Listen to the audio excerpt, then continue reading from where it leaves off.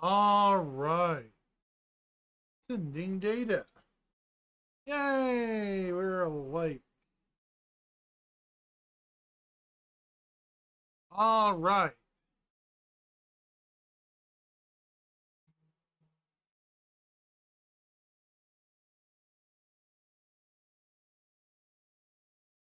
Back again, folks. Back again, back again. Yeah. All right. So,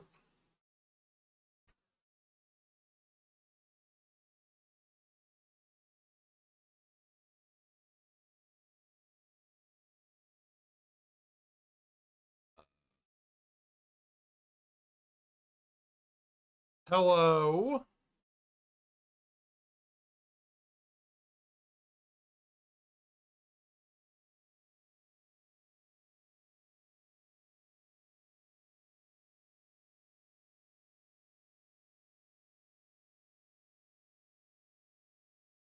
Hello there.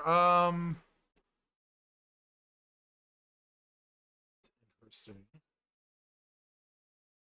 I think it.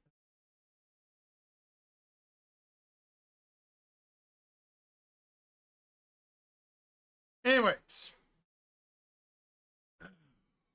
fixing to get started here, folks. How are you today? Hopefully, doing well.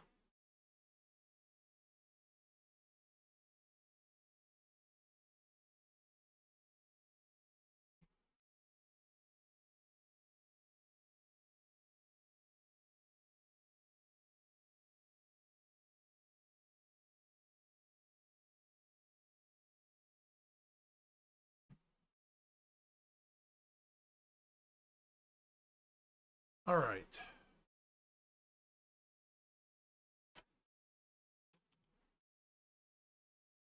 Okie dokie. So, did anyone watch Inside Star Citizen this morning? Out of curiosity, we're going to watch that. Hopefully, my audio is working correctly. Yes, it is. That's good.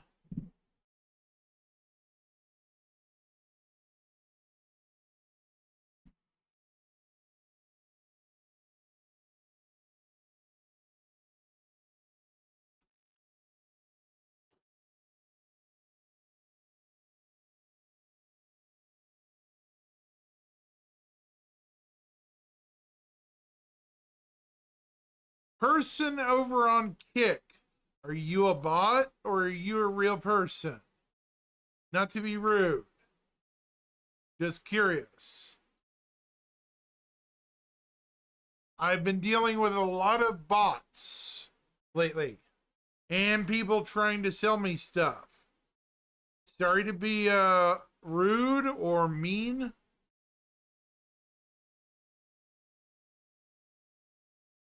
Sorry about that. I'm merely trying to be cautious. There have been a lot of bots on my channel over there. I just trying to be cautious.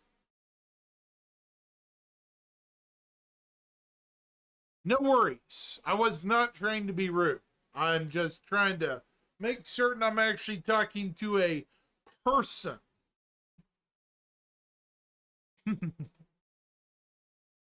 I'm sure you understand. You don't want to be talking to a machine.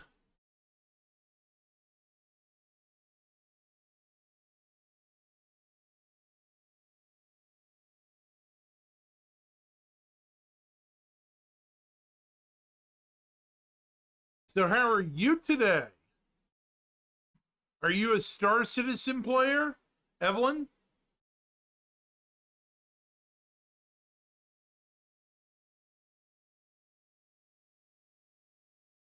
Out of curiosity, I'm just now getting my act together here today, so you'll have to forgive me. All right, we're gonna load up ISC here. New window.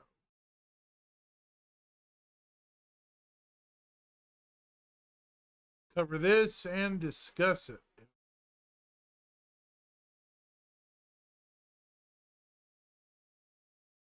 All right.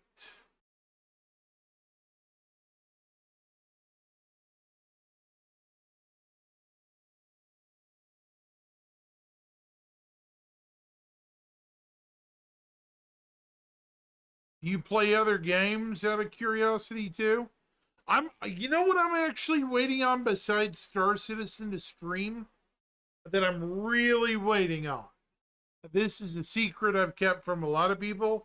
I'm waiting on Final Fantasy VII Remake Part 2, the second part of it, because it's.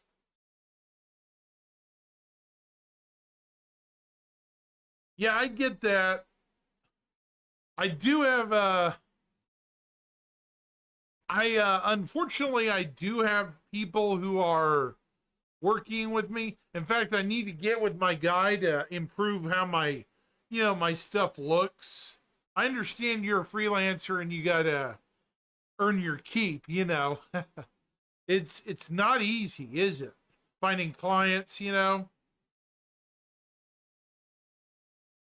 get it.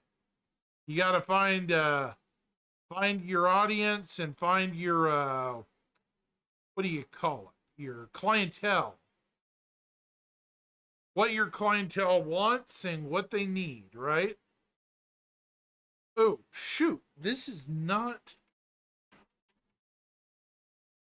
going a little too quick.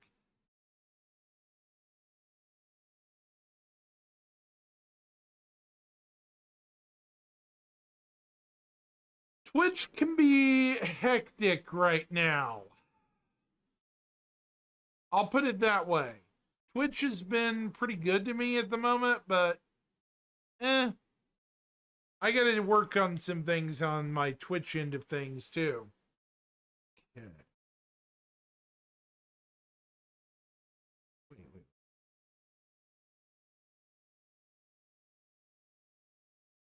Browser.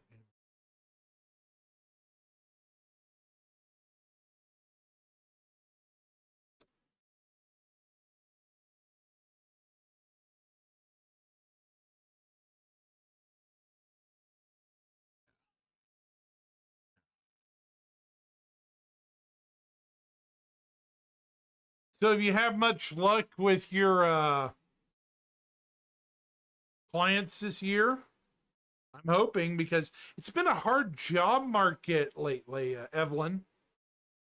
Really hard this year for a lot of people.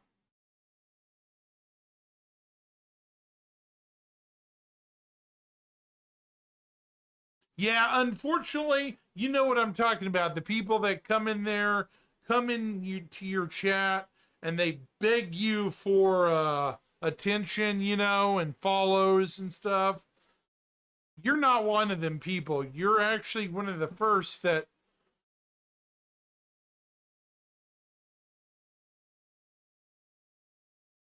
How do I put it? You're more presentable, I guess. I luckily am working with someone already, and I encourage people, if you're working with someone you're happy with, don't bite the hand that feeds you. You know what I mean? I'm sure you understand. Because if it's beneficial for you and your client, it's beneficial.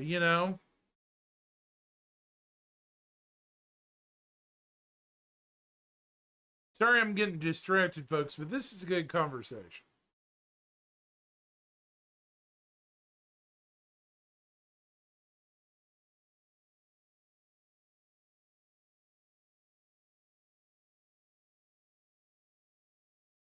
A lot of people online today.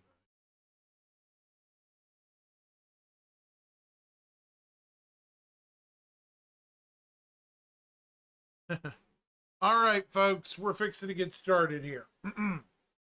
Let me know if you can hear stuff over on Twitch, Rumble, and other channels, please. Oh, hey, Mick, how are you this afternoon? Last week, we explored some of the new adventures available to players in space in the upcoming Alpha 4.0. But there are even more dangers to be found within your spacecraft and vehicles. Fire is blazing a trail towards its awaited debut in the persistent universe. And while we don't want to burn any bridges with the resource management team, we'll jump out of the fire and into their frying pan in just a few weeks. Wow, I really bet their ears are burning. We're fired up to give the VFX arsonists a chance to set the world on fire this week, or at least just the interior of spaceships, because we don't want them to burn themselves out playing with fire. I'm out of idioms now. I'm gonna go see if I can add more fuel to the fire.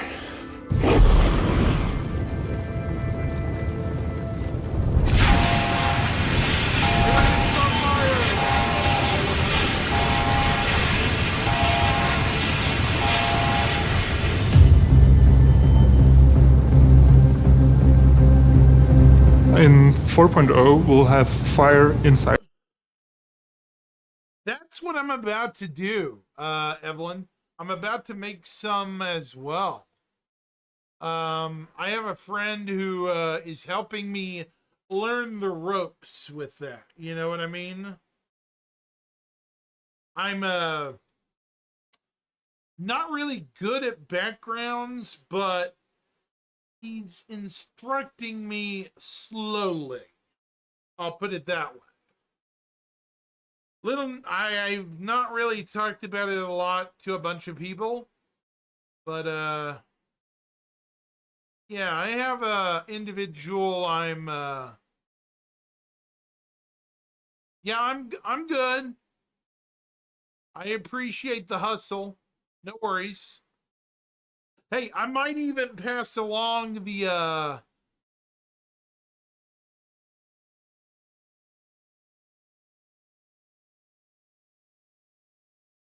info if somebody is interested. Oh, hey, it's all good. It's all good.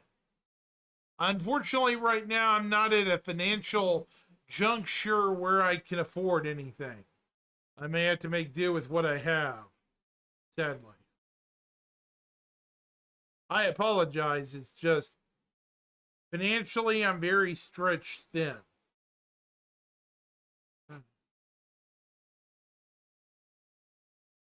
Of ships. For our initial rollout, we didn't really want players to start fires everywhere. The poor service, they really wouldn't be able to handle it, so we decided to focus on the interior of ships. They're smaller, more contained, and more controlled. Fire is tightly integrated with the resource network system and a great fit for a first release within the spaceships where resource network will be focusing on as many ships as we can. Starting a fire is based on damage and different kinds of damage.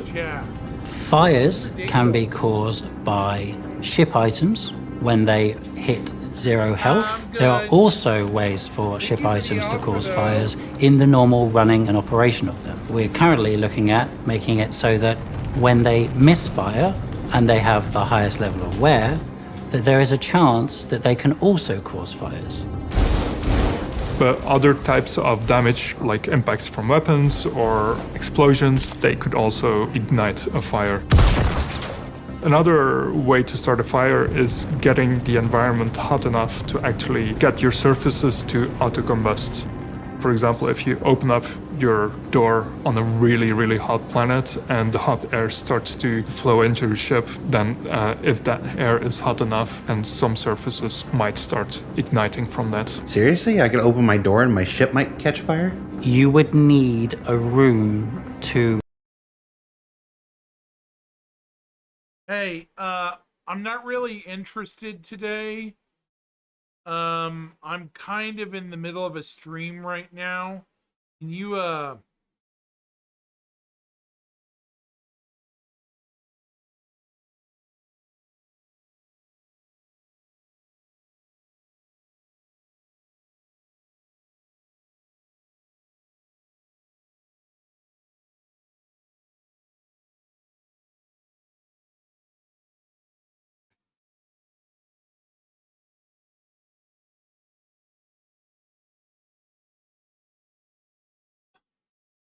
sorry there. But if you're going to criticize what I'm doing and stuff, you get the ban. Reach, I think it's like 1,000 Kelvin for those materials to start to smoke. So it's something that's technically possible, but it's not likely. If the planet is warm enough, yes. 1,000 Kelvin Is there a planet for warm enough those to do that materials right to now? start. Don't think so. Okay, I just want to be sure. You're saying systemically it's possible. Systemically But- as possible, yeah. It's technically possible, but very unlikely. Don't worry, everybody. Sorry, chat. I had to ban somebody because Part of they the were, fire hazard system propagation getting is very based on the fire triangle, which is oxygen, fuel, annoying and temperature. after a bit, and Oxygen is Take the tracked word by the room no. system. The atmosphere Thank that you. is most rooms in the universe have their atmosphere tracked, including sorry oxygen. about that, chat. The fuels, they will be tracked on the surfaces, so every surface in the universe is marked up with.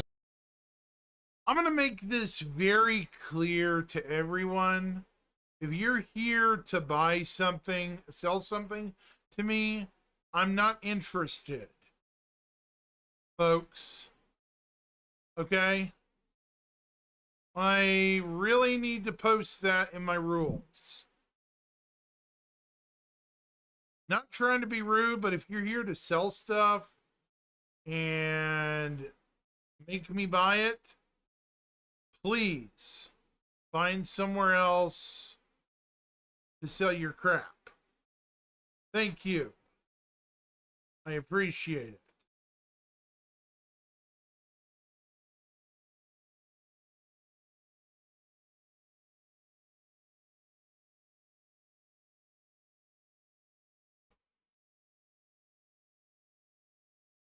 Not trying to be rude, but I'm not interested in taking your side hustle, folks.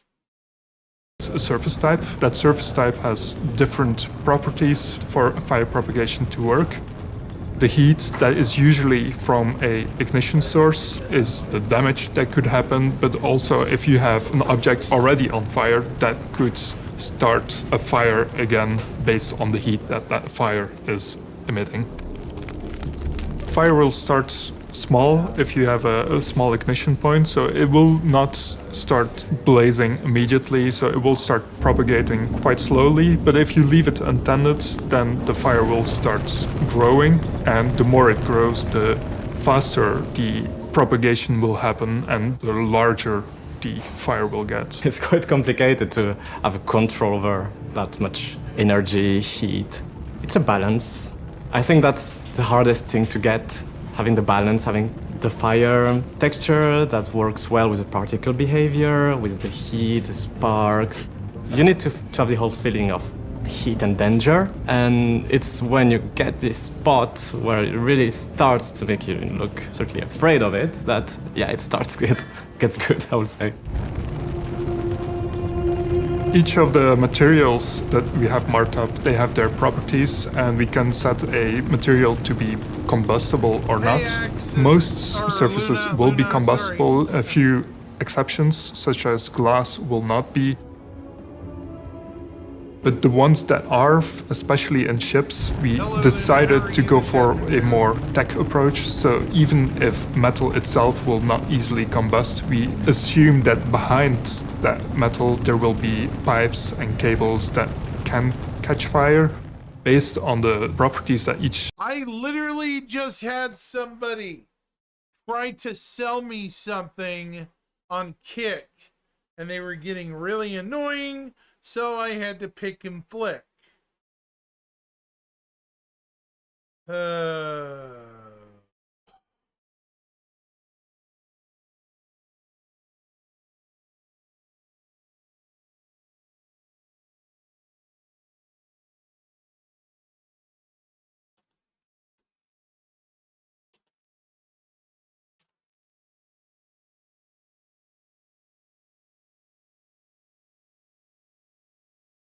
That's weird. Okay, yeah, I'm gonna have to change it again. Hold on.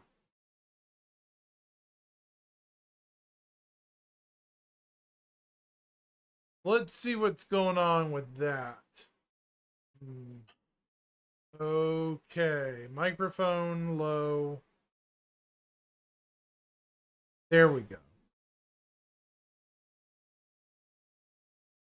each surface type has. For example, wood will burn different from rubber or plastic or metal. So There we go. Is that propagation between better? those will interact differently. Don't worry, like How's that? nothing will catch fire at the same time. We have these different properties that will cause different surfaces. Is that better, Luna? A lot better? Different times. Last week, we explored some of the new adventures available to players in space in the upcoming Alpha 4.0. But there are even more dangers to be found within your spacecraft and vehicles. Fire is blazing a trail towards its awaited debut in the persistent universe. And while we don't want to burn any bridges with the resource management team, we'll jump out of the fire and into their frying pan in just a few weeks. Wow, I really bet their ears are burning. We're fired up to give the VFX arsonists a chance to set the world on fire this week, or at least just the interior of spaceships, because we don't want them to burn themselves out playing with fire. I'm out of idioms now. I'm gonna go see if I can add more fuel to the fire. Okay, how did I reverse the issue?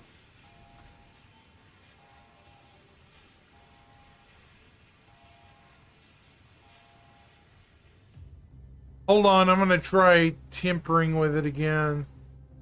In 4.0, we'll have fire inside of ships. For our initial rollout, we didn't really want players to start fires. There we go. Is that any better? For service, they really wouldn't be able to handle it, so we decided to focus on the How's that? interior of ships. They're smaller, more contained, and more controlled. Fire is tightly integrated with the resource network system and a great fit for a first release within the spaceships where resource network will be focusing on as many ships as we can. Starting a fire is based. I want to say this. There's this comment I'm going to read right here.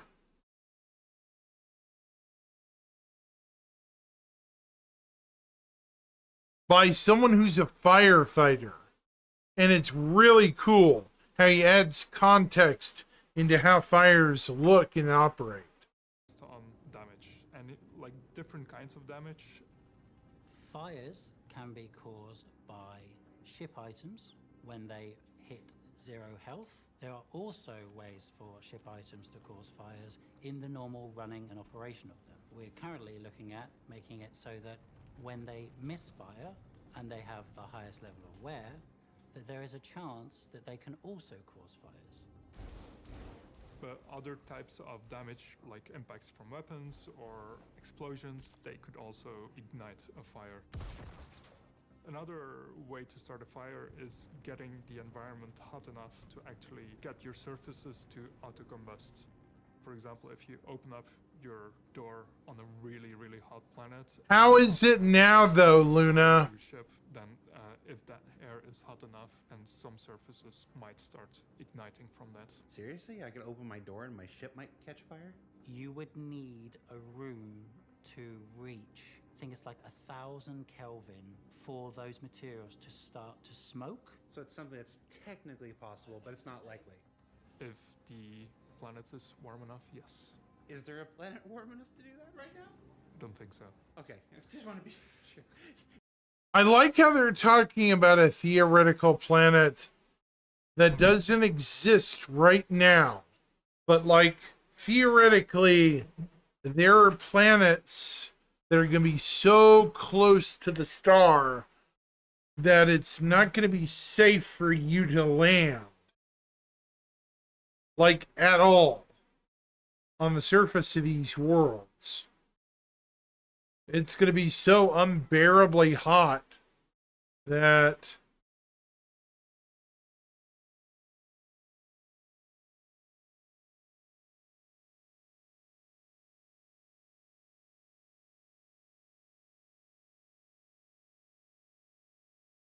you know, it's going to be monstrously hot.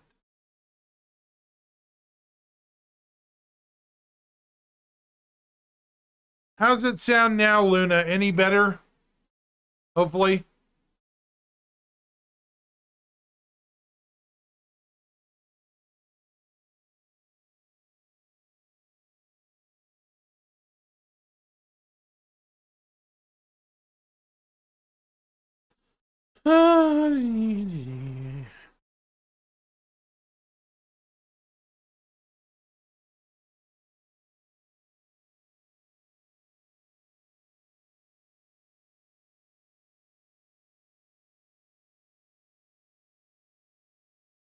Anyways, 1,000 degrees Fahrenheit, chat. Think about that. 1,000 degrees Kelvin. That's really hot. Planets that hot will be extremely close to their stars who are volcanic. There's no way normal oxygen or anything is going to be on it. So I would expect a very barren, dead planet there.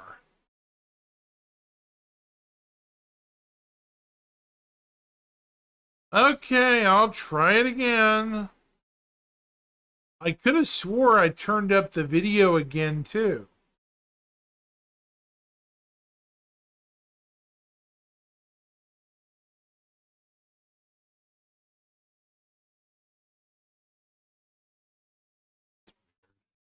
You're saying systemically it's possible.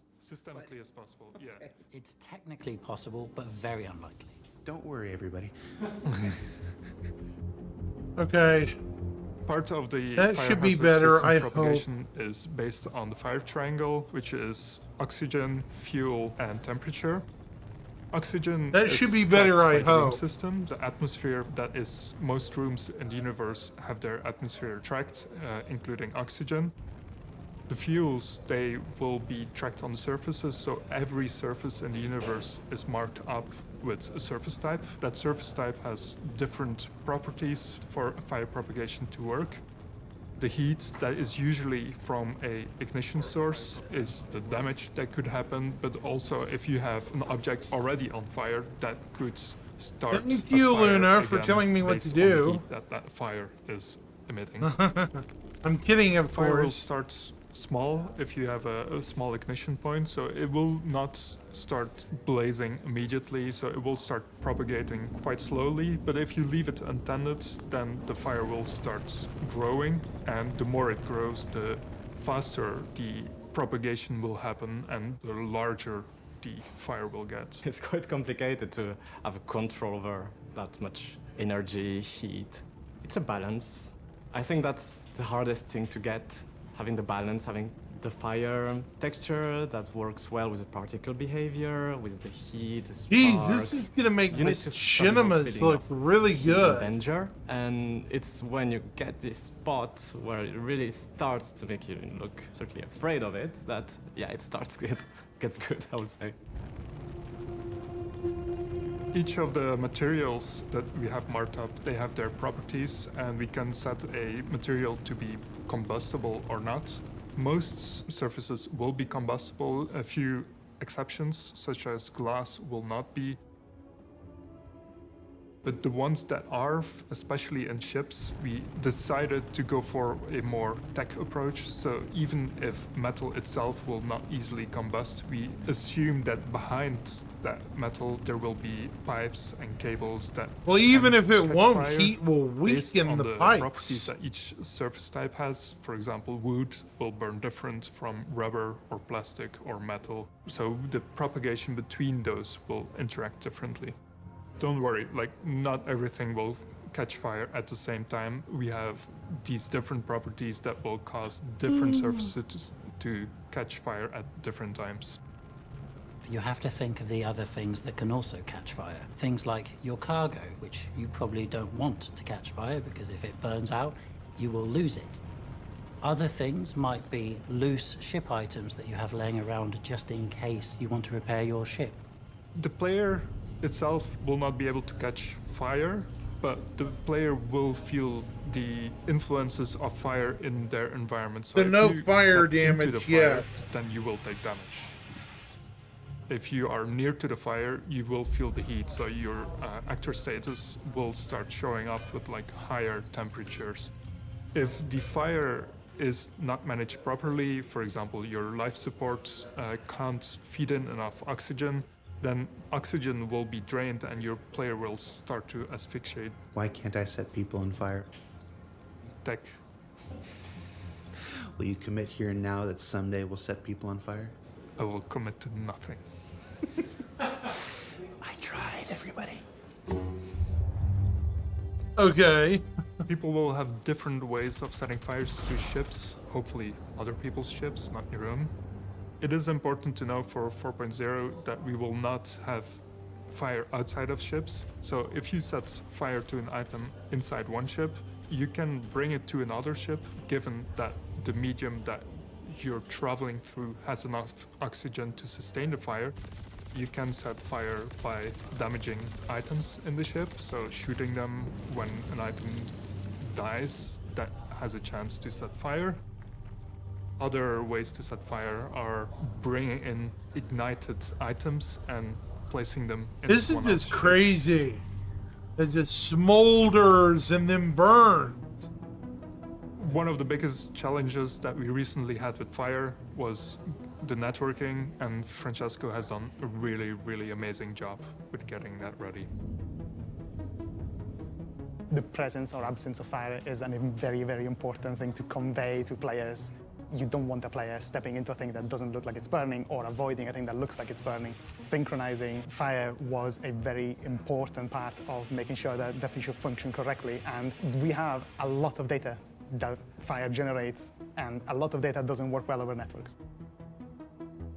There was a lot of work being put into relying as much as possible on the fact that our fire system is stable, it's deterministic, it will always do the same thing given the same initial parameters. There were a lot of cases. There were cases of players joining in late. They obviously don't get where the fire was 3 hours ago. They just say now they need to know where it is now. There's players who have really bad internet connectivity or servers struggling a lot, situations that bring a halt to the continuous progress of fire from one end or the other, and we need to reconcile that. So we needed a way to know when fire was no longer suitably similar between what the It's player the was seeing meme. and what the server thought was there, and refresh it at that point, and minimize how much data we needed to refresh it at that point. We are pretty happy with the way it works now. We have it so that it sends as little data as possible to sort of create these summarized states for the client and server, and only when these I got a question though. Can fire extinguishers be used as weapons? Oh, you do, Luna. differ enough that we actually send that What's relatively that? big, still compressed, but relatively big snapshot to synchronize everything back together. A fire that is left unchecked will spread throughout your ship. And if it does this and it reaches your ship components, System is offline. then you'll be having a very bad day. And this could lead to your ship being both crippled or destroyed. So this means you will be able to put out fires using a fire extinguisher. Where possible, we have made sure that fire extinguishers are Hey, readily what's available up, throughout our Mick? ships. Yeah. The extinguishers, they're very simple to use. They are point and shoot. You I want to have know, be careful can you that get CO2 poisoning or some sort of poisoning from these? Hey, yeah, what 07, man? I want to know, can you use these fire extinguishers as a weapon? As a weapon? That's what I'm curious about, you know? Because, I mean, surely it's cold, it inflicts freeze, maybe freeze damage? What do you think, Luna? Should it? It's a cold item. Chemical, maybe chemical burns or something, if used improperly.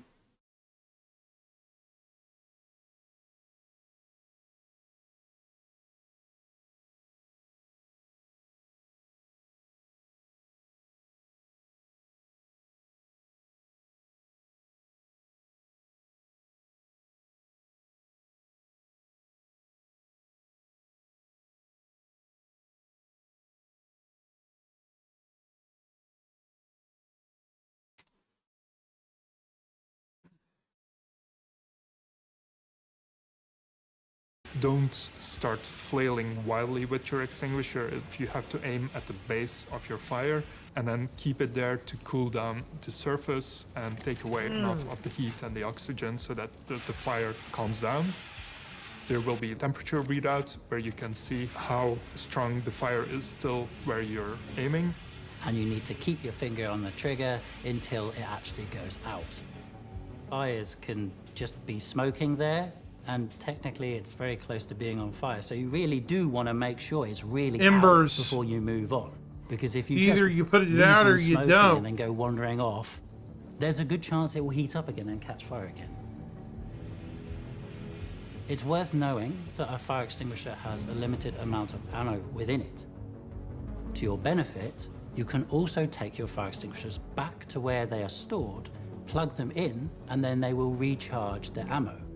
However, it is important to know that if your ship doesn't have a functioning life support at this moment, the recharge will not work. If you leave the fire completely untended, then your ship can completely burn out, so it will look completely black. If the life support can keep up providing enough oxygen, then it will just keep going until all of the fuel, that is the surfaces, has been burnt out. Or if the life support is not running, then your fire will start to diminish. But if you don't do anything, the life support will keep feeding in oxygen enough for the fire to be sustained and start spreading everywhere. You don't want people to put fires out? No, I want them to die in a fire. Creepy! Views and Me! opinions of Leo do not represent those of Platinum Pyramid Games, Private Space Industries, or its subsidiaries.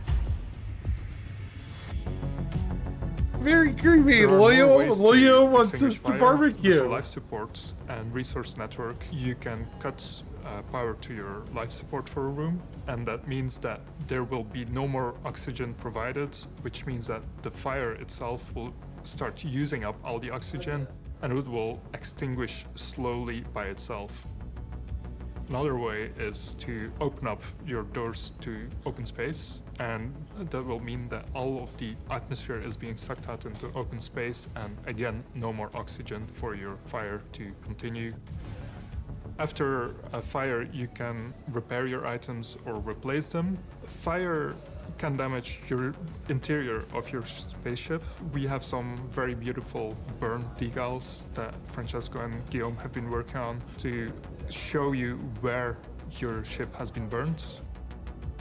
The visual damage to the surfaces is not something you can repair manually, but you can go to a repair station and repair your ship there, and that will get rid of all of the visual burn. But if I want to leave it burned because it looks cool, I can do that? You can do that. It persists.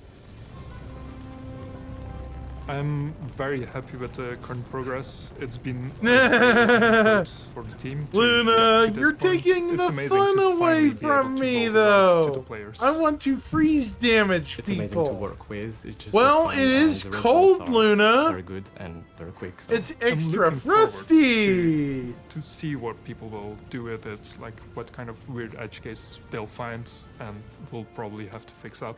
But it's as long as the servers don't die because of fire, and I think we will be able to deal with it.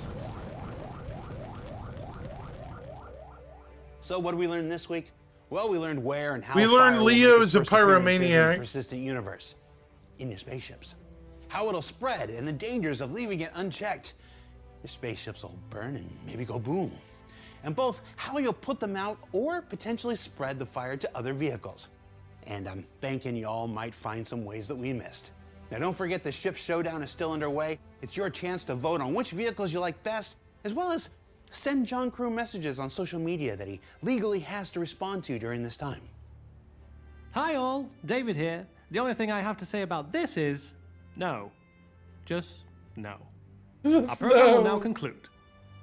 For Inside Star Citizen, I'm Jared Huckabee. Thanks for letting us share the people and process of game development with you, and we'll see you all here next week. It's time to go Pyro Planet side.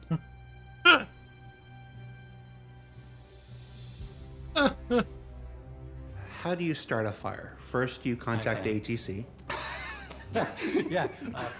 That's a reference That would be to the good. jump I point could say stuff. that. I could say that. Too soon, You want me guys. to do Come that? on. Well, first of all, you start. Yeah, you call the ATC and they set fire to your ship. Oh my gosh.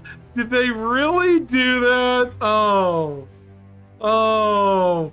The guys that were making comments about that, they're going to be so big mad. So big mad. But you know what, Luna? They can deal with it because me big mad. Me not like meanies. Okay.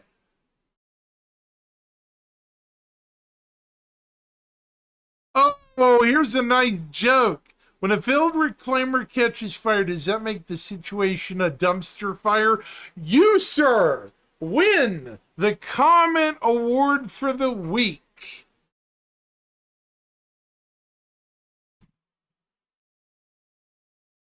As a former sailor, having fought a shipboard fire, the way you did this made me very happy. Well done. Can't wait to start training crews on this.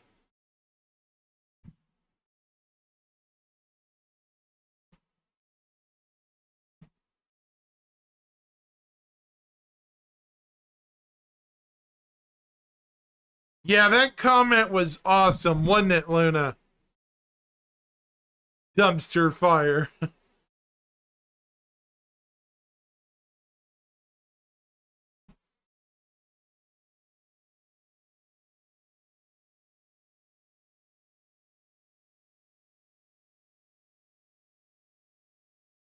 Flammable metal. Do people not know metal can melt at certain temperatures?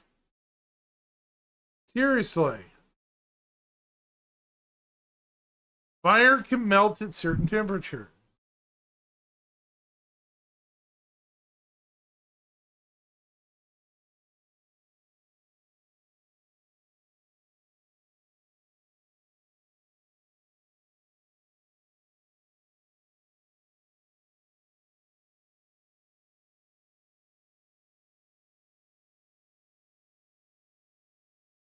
Okay, let's see.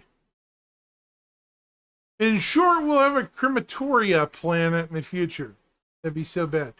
Gemma from Google says a star with a high surface temperature and strong winds would create a more hospitable environment for scorching planets.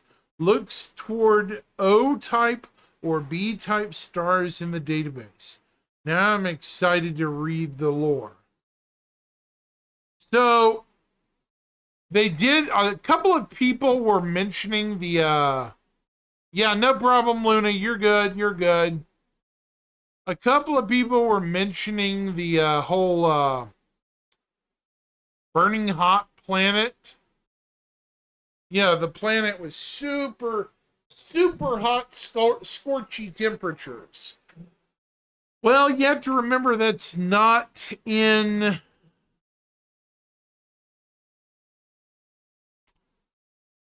That's not in game right now. Unfortunately. Much as I would like it to be, it's not.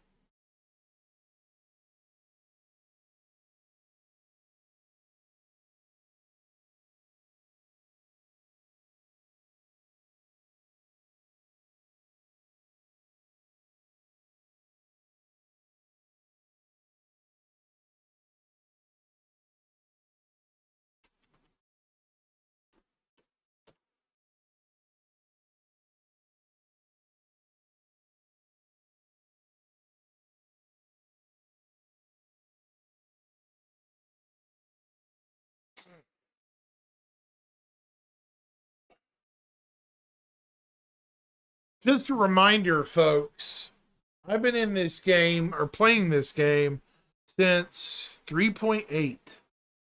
There's been so much change since 3.8. This is when I entered the verse. All the way back here, December 21st, 2019. So this year will be my 5th anniversary in Star Citizen. 5th anniversary. I feel old. So old, you know?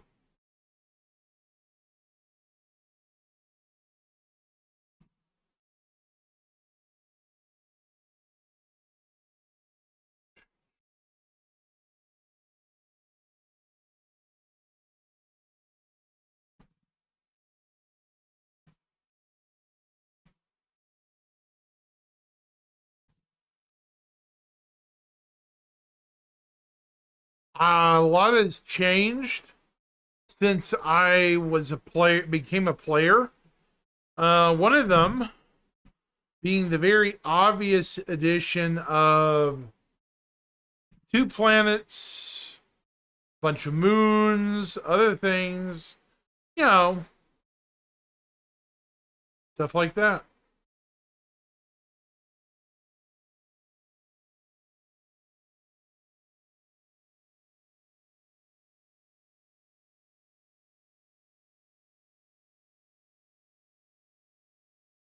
It just amazes me. When I joined the verse, it was so long ago. Now, 5 years. I'm not a newcomer to Star Citizen and its many quirks, but I am still a relative newbie compared to some people.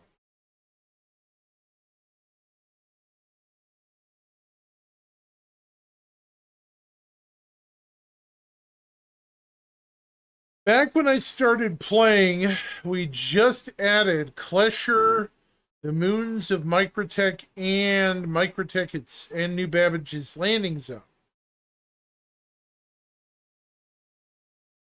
I think Microtech itself was added in 3.8. Then after that,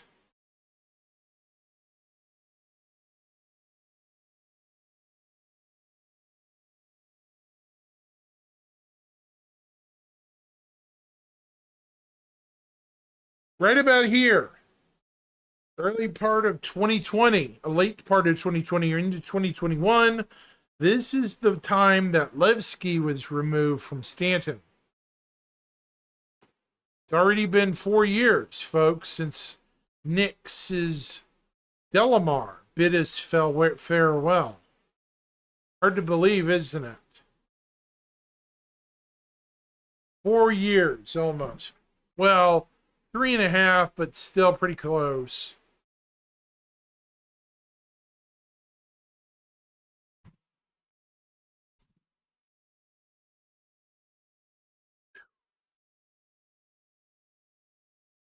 I don't know when we got Orison.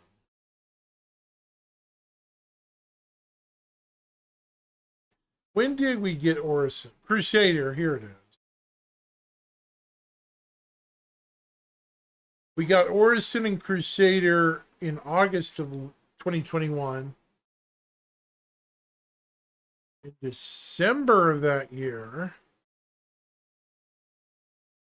Area 18 Hospital, derelict ships, colonialisms, Lagrange point extras. This has all become passe for the verse now. Everything here is pretty much passe. 317 was the only 2022 patch. Look at this, chat. 317 was the sole 2022 patch. Isn't that hard to believe?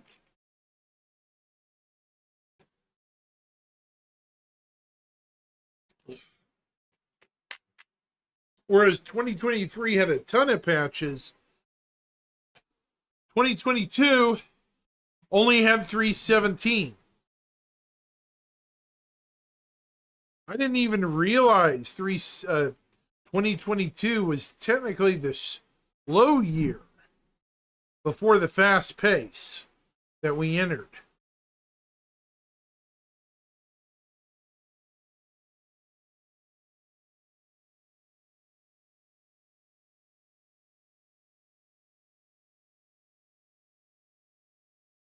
It kind of is hard to believe. So what was, I am curious, what was 322?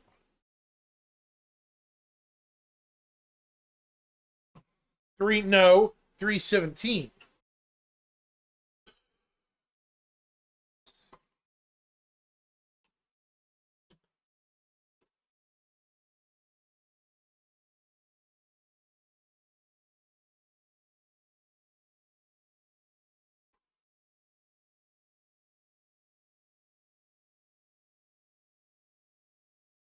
All right, let's find out.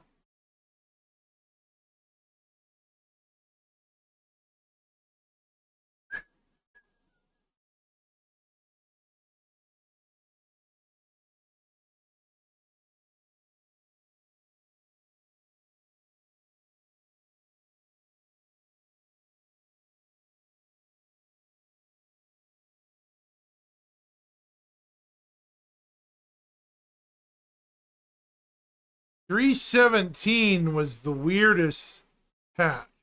It's actually multiple patches.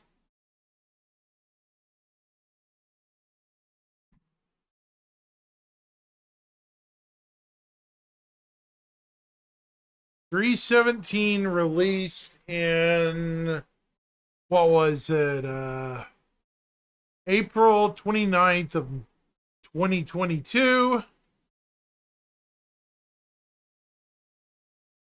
And it took 5 subsequent patches to get everything in, which is unbelievable. The improved head textures on locations, the colonialism outposts, additional Lagrange points, the Ghost Hollow site,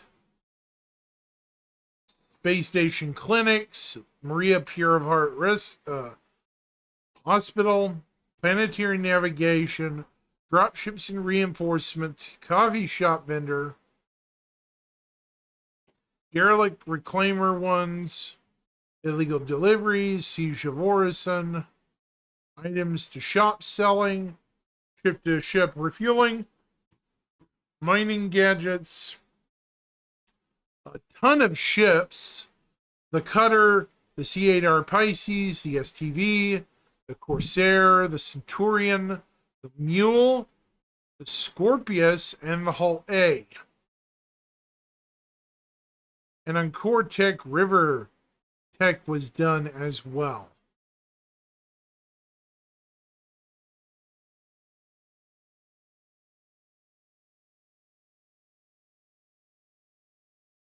But the thing is, 317 was released over multiple patches. 1, 2, 3, 4, 5, 6. Yeah. 6 patches. 6 patches.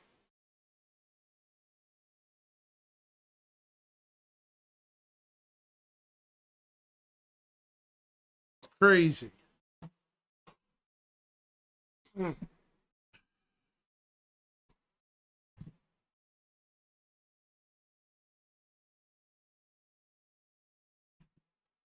So what do we have for Ship Showdown this year?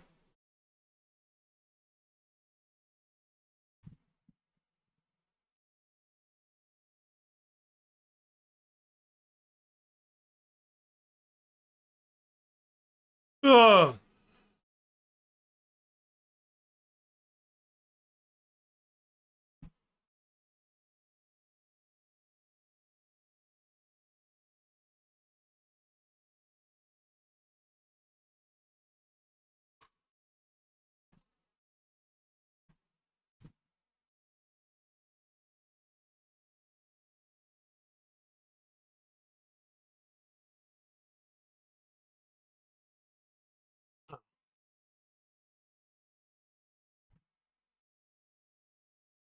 Now, I will say one of the most sought after ships that's coming is this guy, the Polaris. This gigantic Corvette, this Corvette class capital ship, is sought after by many in the verse. Main reason? It's a capital ship. It's the keystone of your fleet. it's basically huge. 166 meters long, 82 meters tall, 35 meters wide. It weighs 11 million kilograms, too.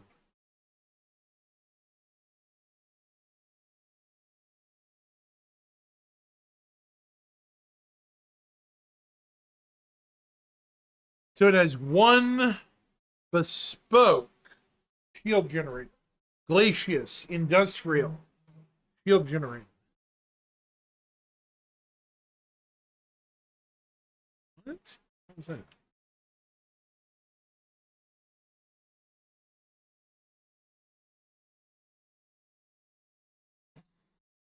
A Stelita civilian power plant, a Seric civilian power plant, cooler, 7 Shirnak civilian radars, and 1 size 4 radar. 1 size 3 quantum drive. Surprised it doesn't have a quantum drive, capital quantum drive, Erebos.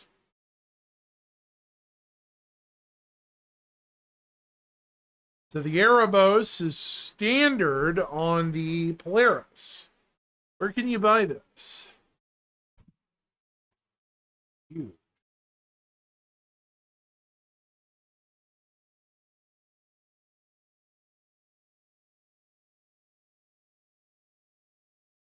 It's got some good weapons too.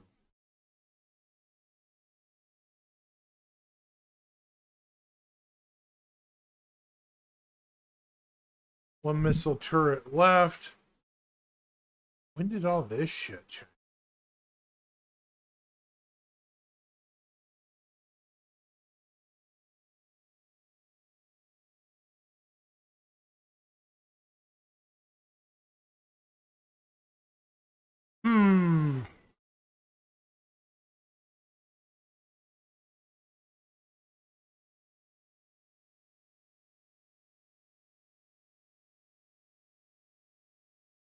This behemoth will be ready for IAE 2954. I cannot wait to take you all aboard my Polaris, the Fist of the North Star. That is the name of my ship.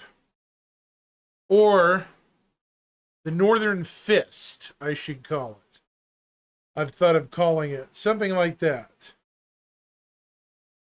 You know, a fitting name for a fighting ship, a capital ship.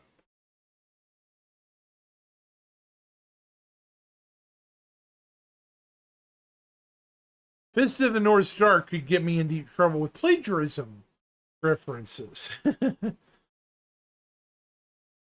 uh,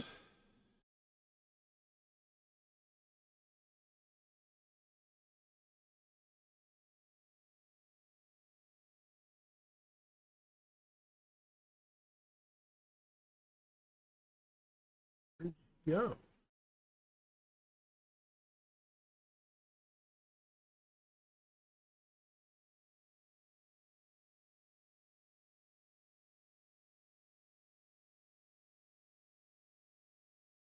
Did Luna come back? I don't know, 15 minutes. Well, here in about 20 minutes.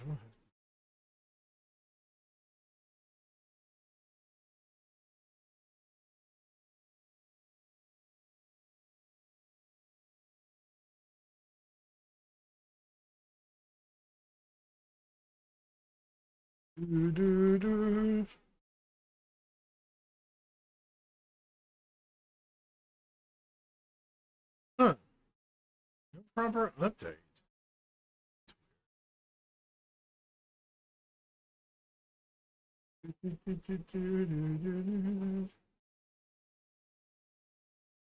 Dun dun dun dun dun dun dun dun dun dun. Dun dun dun dun dun dun.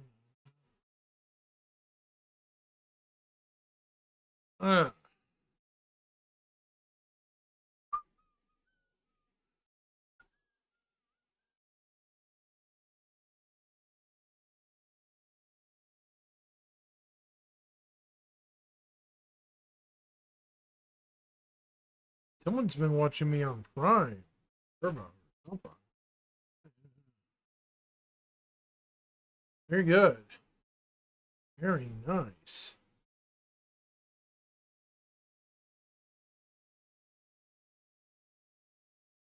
Do, do, do, do, do, do, do, do, do, do. Do, do, do, do, do, do, do, do. Look at all that. Okay. So how's everybody over on Rumble doing today? I'm kind of waiting on some of my audience to trek back on here. Have you guys played Star Citizen before? Figure I'd talk to some of you guys since I very rarely do. There's very little, rarely people over there.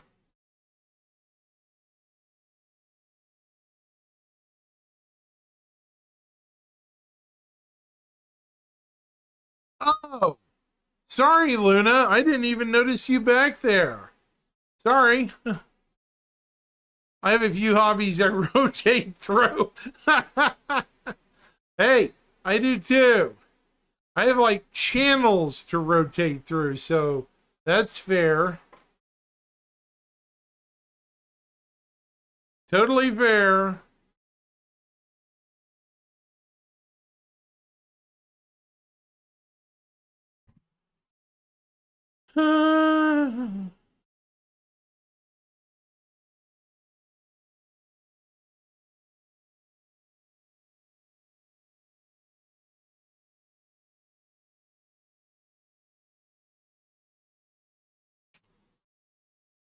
Let me ask you, Luna. Do you think the Polaris will have a first release? Did the Polaris have a concept skin when it was released in 2017? I've wondered that for a while. The Perseus did, and the Galaxy did, but did the Polaris have a skin that released with it initially? You know? I don't think it did. I'm not finding anything on the concept sale about a ship skin.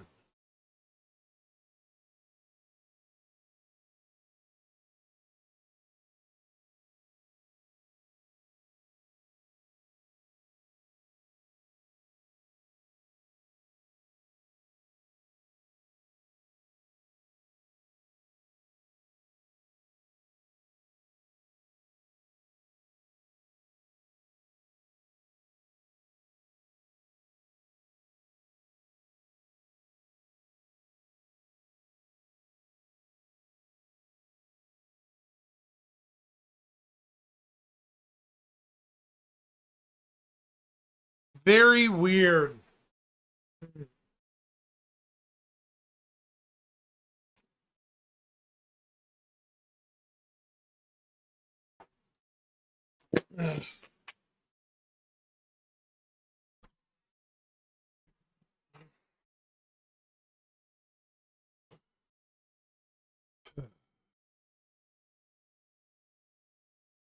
I don't think it has a capital or what do you call it?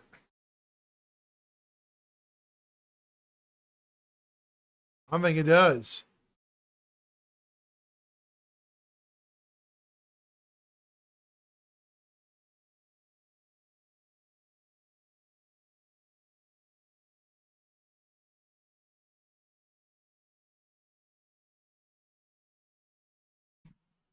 Oh, the master grade. You know, I've wanted to build that big behemoth for a while.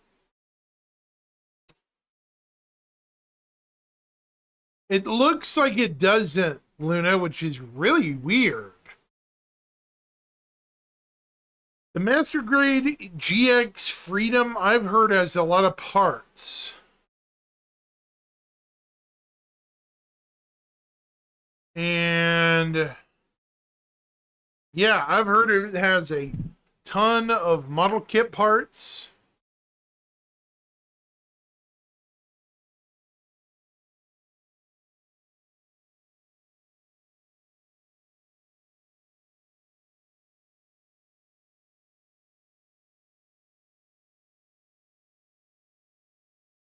Hold on.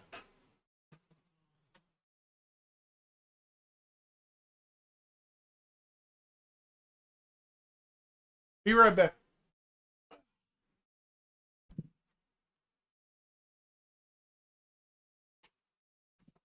This guy is my current. Oh, yeah. If I can get it. This kit, I kind of sort of want to build when I get a chance.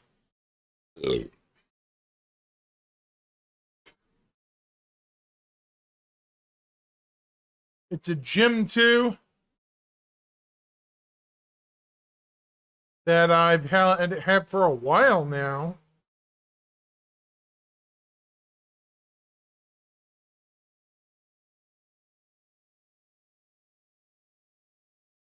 And I'm considering building on a special occasion like New Year's or something, you know, just for the hell of it. But I don't know how to go about doing it.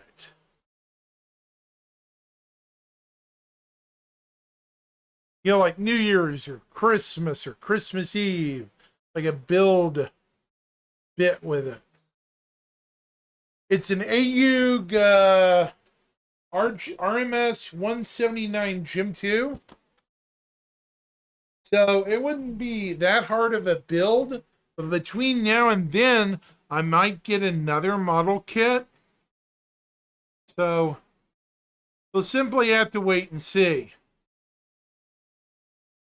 It's just an idea, Luna, you know, for grins.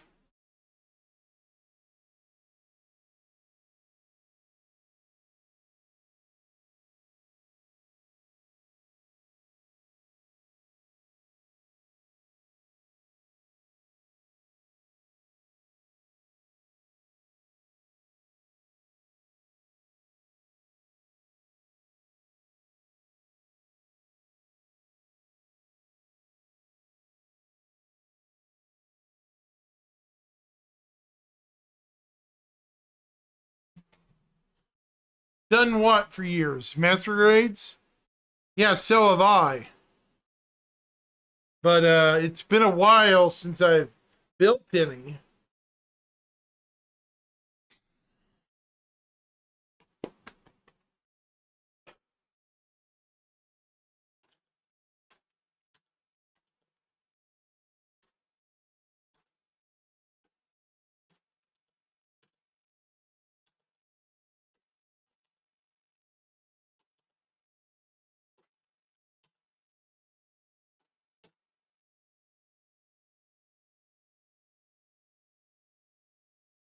Yeah.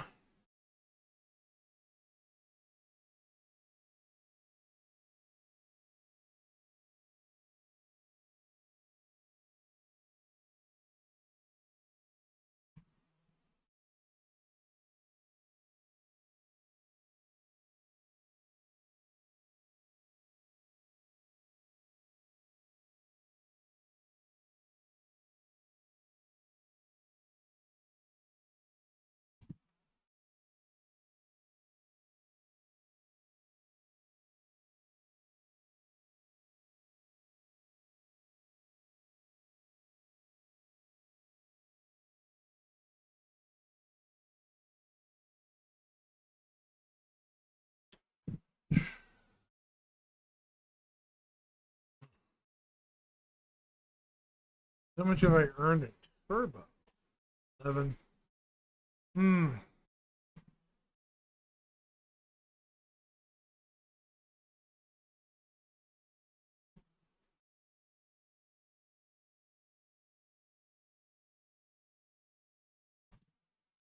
Fine.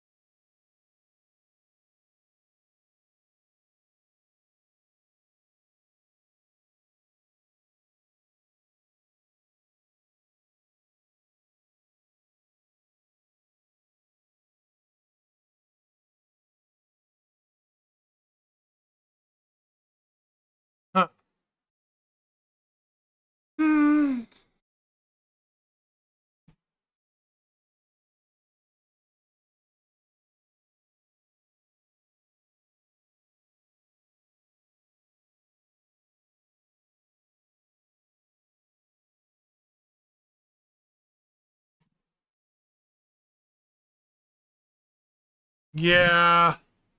It's just an idea I've pondered for a while. Yeah. I don't have much space where I live at the moment, but hopefully I hope to at some point.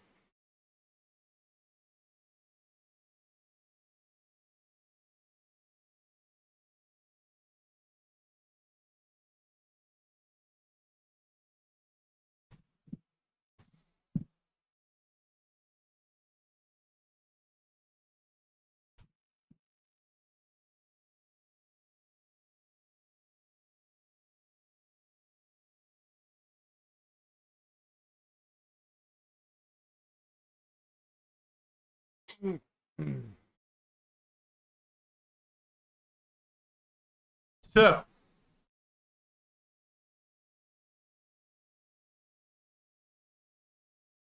since we have somewhat of an audience today, I'm curious. What do you all think? We're only. Let me look here. I know we're getting close to CitizenCon.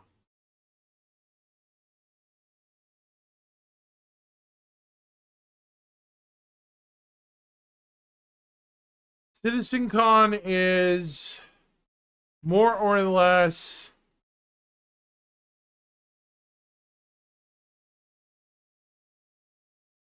Yeah.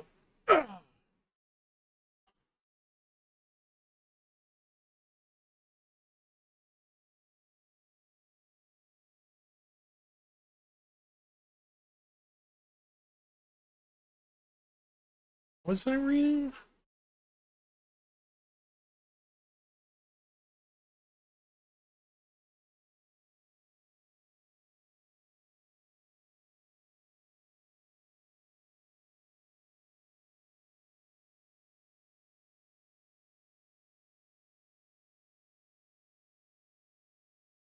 Yeah, good lighting is key. Good lighting is key.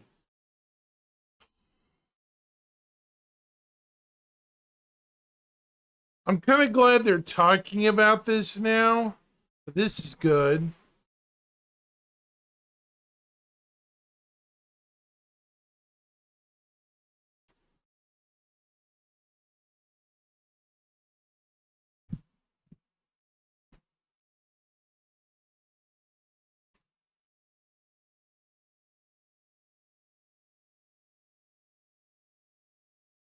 What was I looking for? Have good lighting. Yeah, it's kind of a necessity.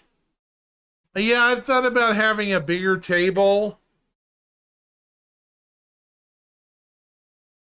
and like my camera on a swivel pointed down, you know? But always a struggle.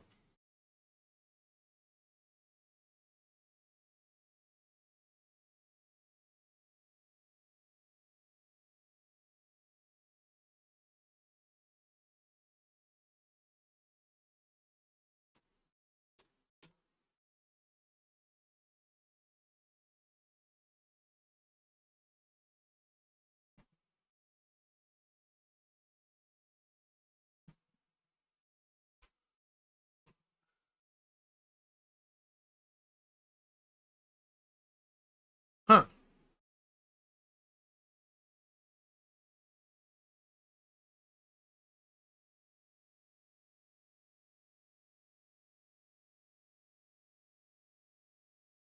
Yeah, good lighting is key, Luna. It really is.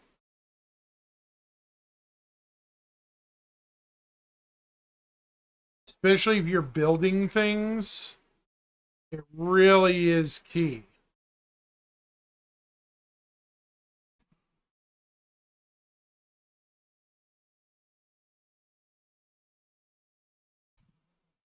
Okay, what was I gonna look up? Hmm.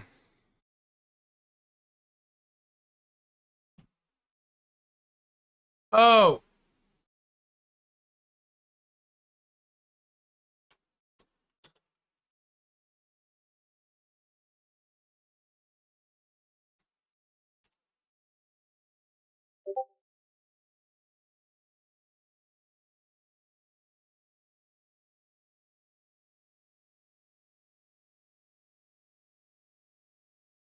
I want people to be aware in 3 months, 11 days, and 12 hours, CitizenCon happens, folks.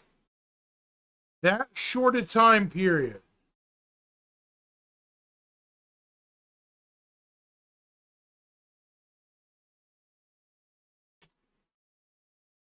That short.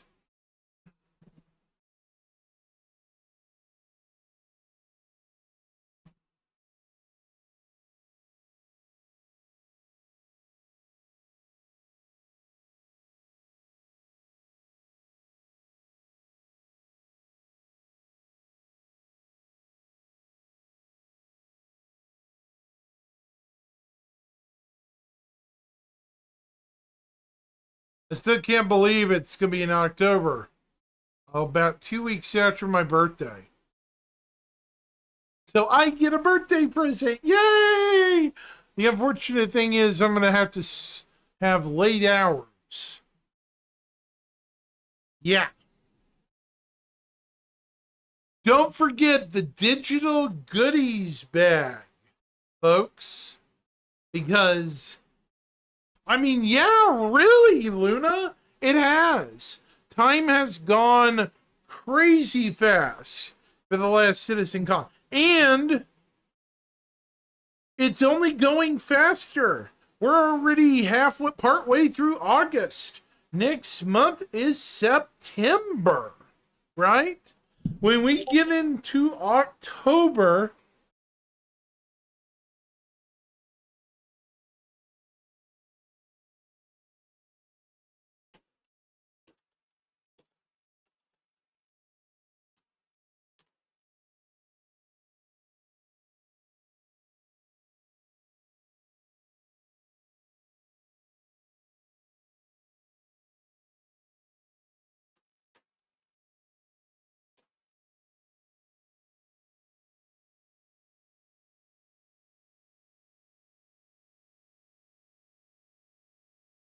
it really has.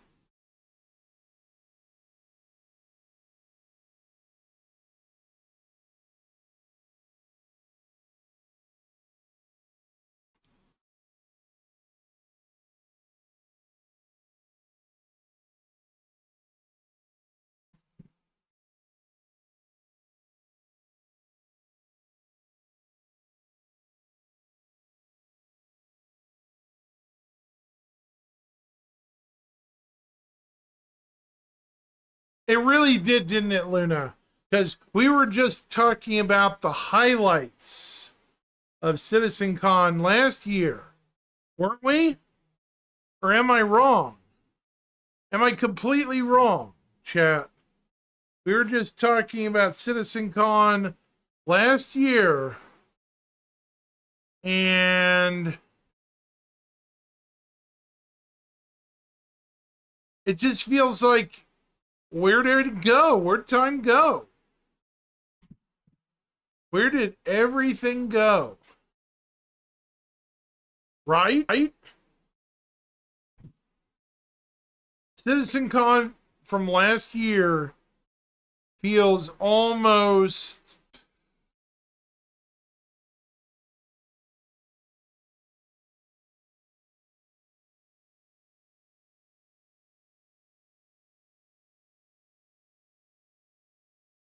like it happened 20 years ago.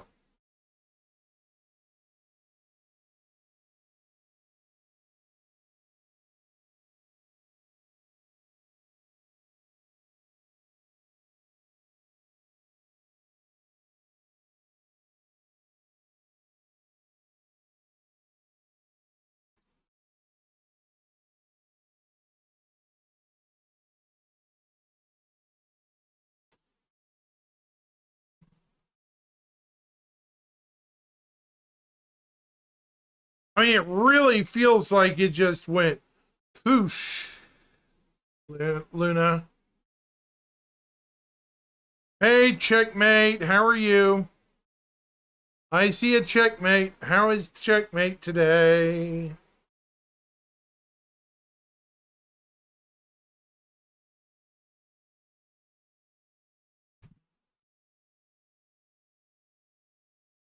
And the crazy thing is, we keep getting more information, Luna. We keep getting more information. Checkmate, my friend, who I sent a link to here, I literally told him, he was just talking about how he thought Fire would skip 4.0, Luna. And now it's looking like it might make the patch. Fire progression and suppression. So we'll see. I'm very curious about that. We'll see.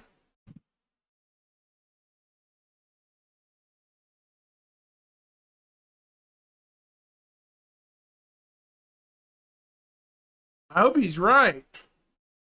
Because I want stuff like that in game. Stuff like that in game. Chef's kiss.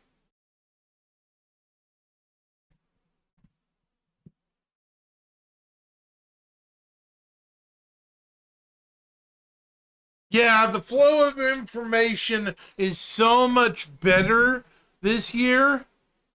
So much better. By the way, I want to show you something. Show you something on one of my videos. I had a very positive video, okay, on my channel, and some guy gets on there all riley and mad. Let me show you this comment this individual did. Normally, I don't like pointing it out, but unlike,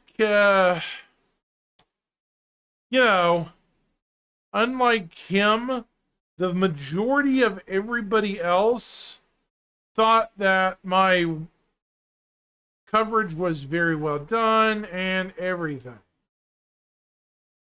In fact, it's one of my #1 videos on YouTube lately. 122 views. Sitcom felt especially good. You're absolutely right. Yeah. Let me show you this comment. If you can see it. Right. Oh, there it is. Okay, news. Yeah.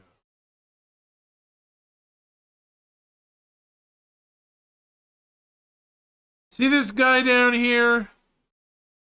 I don't know if he's trying to be funny or what.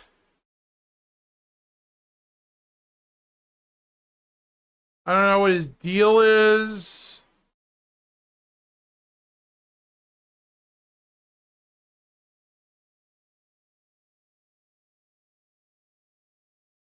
But I disagree with him completely.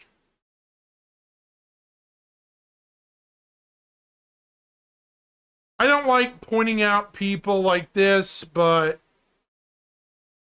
the vibes I got from this guy was angst and mean. The guy wrote, "Game is dead, finito, kaput, whatever."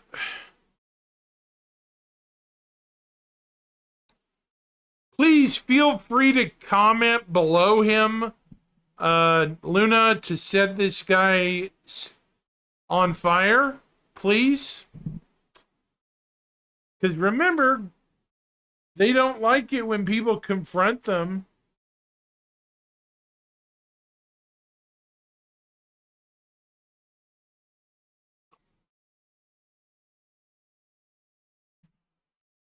Oh. Yeah, no worries. You're right. You're right. You should read it rather than show it. Yeah. I'm just saying, normally I don't like pointing it out, but the guy kind of felt kind of angsty and it just bothered me. It's not. I'll just say, go find the comment. You'll see what I'm talking about. It's on the live stream video from 2 days ago. It's kind of one of those comments that people want to be like, did I really read this? And the funny thing is, Luna, he's never commented on my videos before. Never. So that kind of tells me he's a pot stirrer. Does that make sense?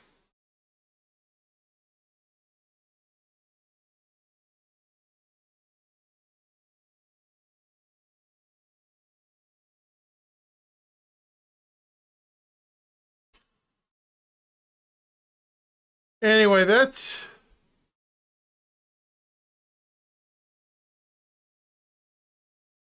I don't believe any of it, Scarred. That's my opinion.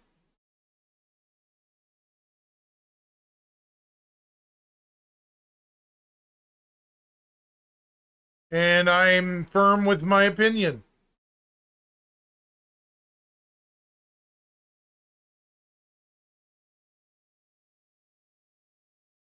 He can have his opinion, sure. But I can also have mine. And that's what I'm telling you.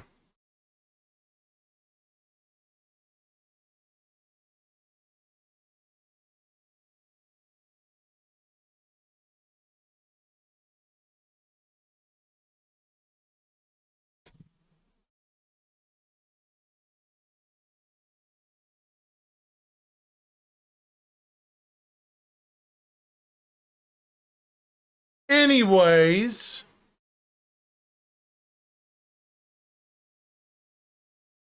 moving on. Hey now. That's some mighty harsh criticism there, sir.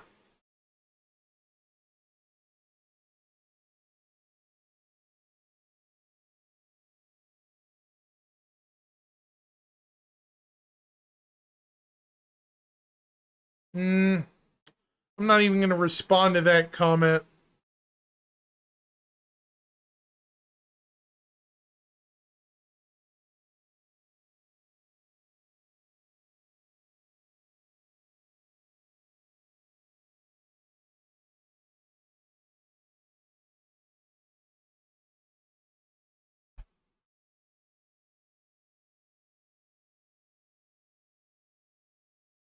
Anyways, Luna, like you were saying, this year has seemed to fly by quicker than it has in recent years. I think they've done a better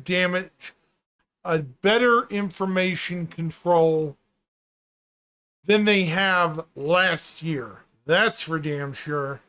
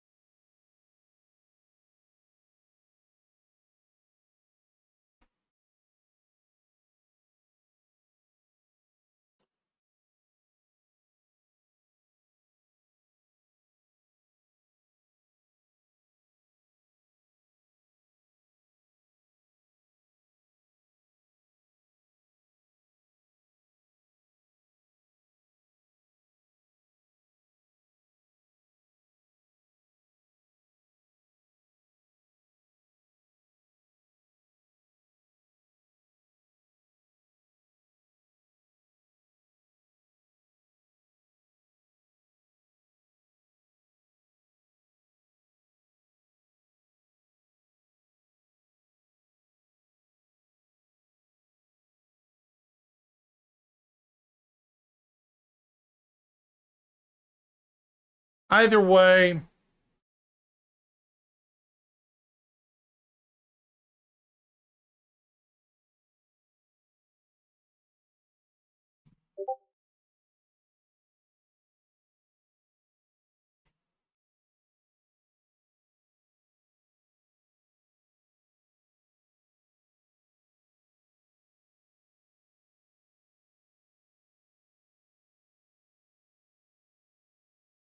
hey, Dark-Sided, I've handled it. It's all good, man. I appreciate the sentiment, brother, but it's been handled, man. I hope you understand that. I don't want to start inter feud here. You understand? I'm just not going to talk about it any further, and I'm going to roll on.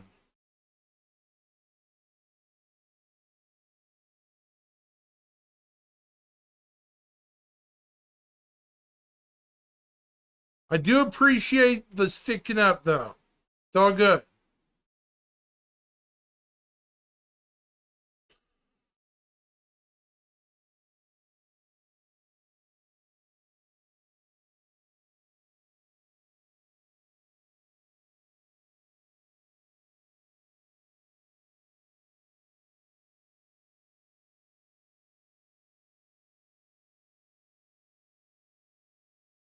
Now, I am going to ask, and I've never asked this before, am I going to have to throw out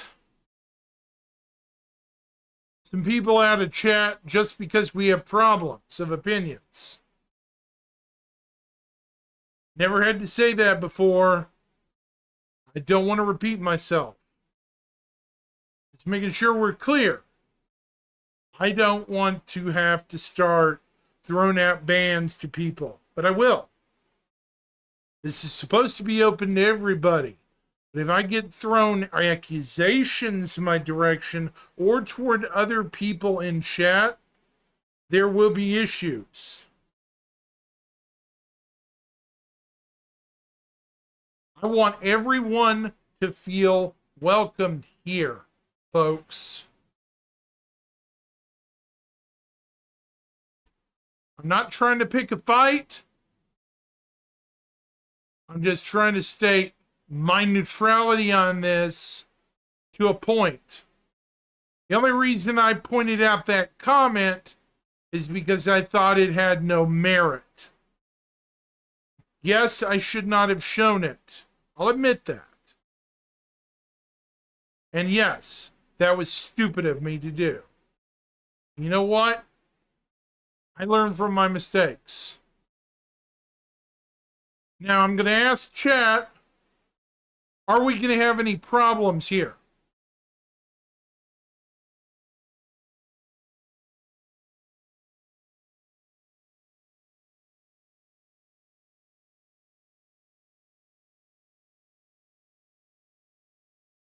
It's what I thought.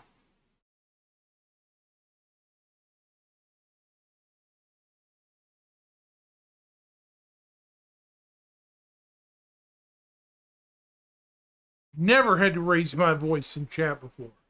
Never had to do this. Don't want to make a habit of it.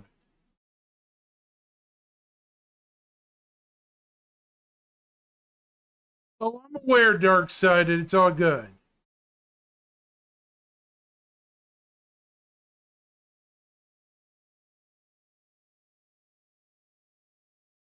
They can talk, but when they start accusing things, we're going to have problems. I don't like being accused of things, folks.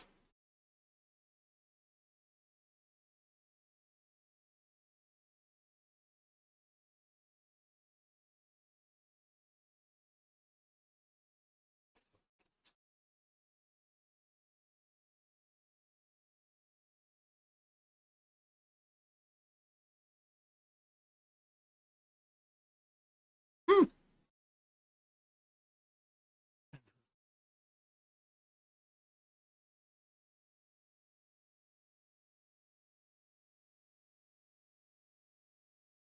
Oh, well, well.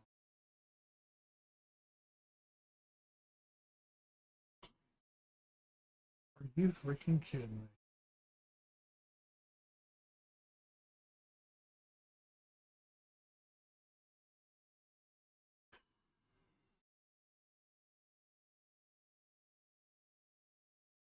Interesting.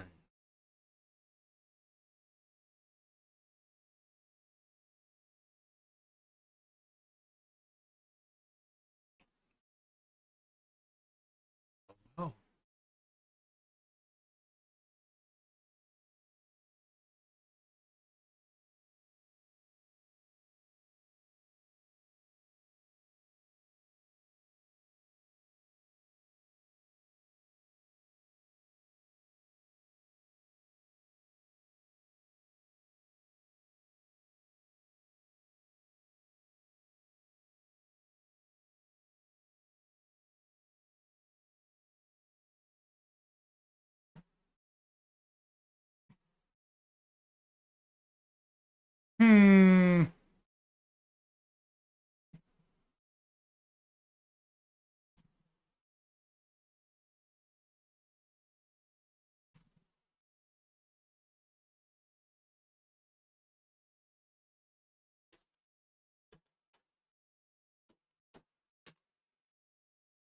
Fair enough, gentlemen.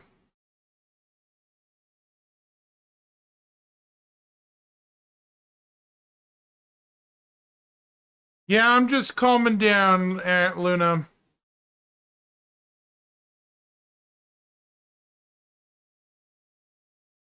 It's all good, Luna. I'm good. You're good.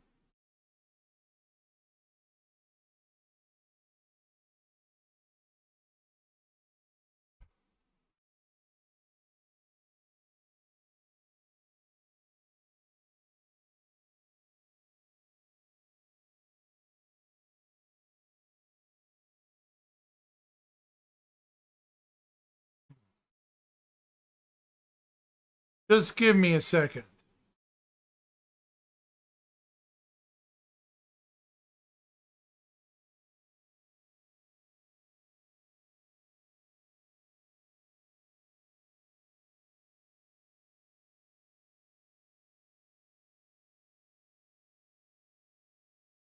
Anyways, with CitizenCon probably under 90 days, I'd expect a variety of things to either A, show up or miss their intended windows. So we'll just have to see what ends up happening.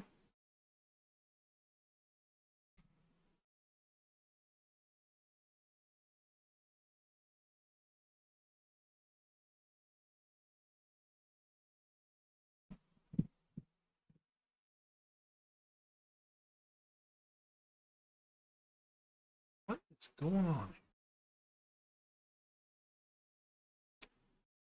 Interesting.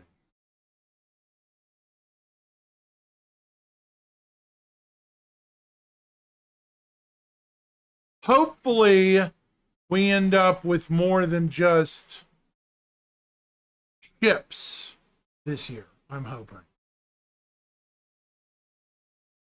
I mean, ships are fine, but whatever. Rather have features.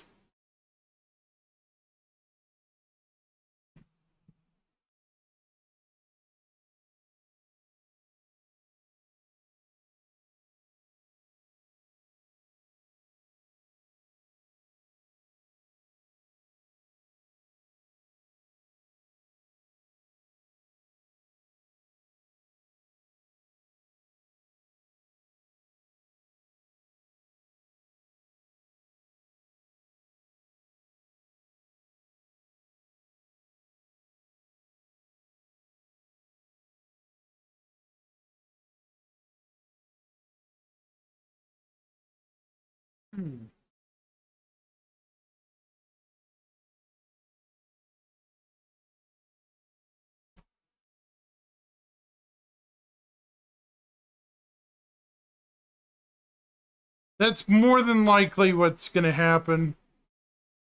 More than likely. We'll see.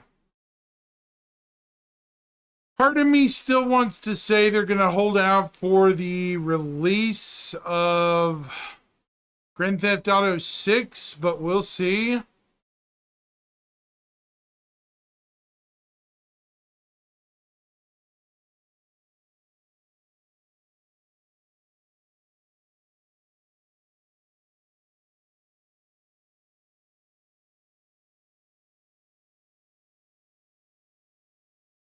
They really did.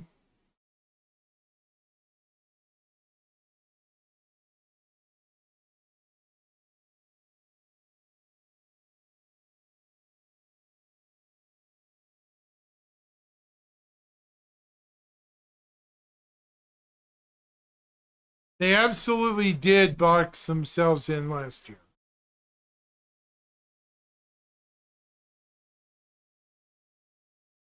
Unfortunately, it happens, though, a lot.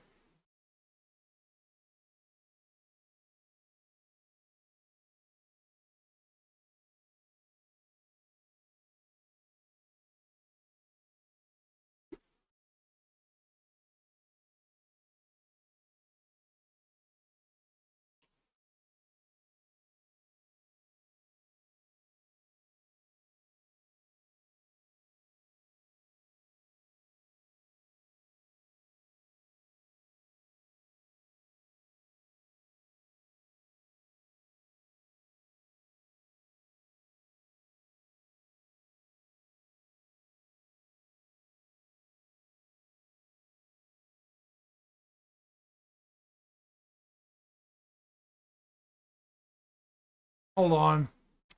Where is it?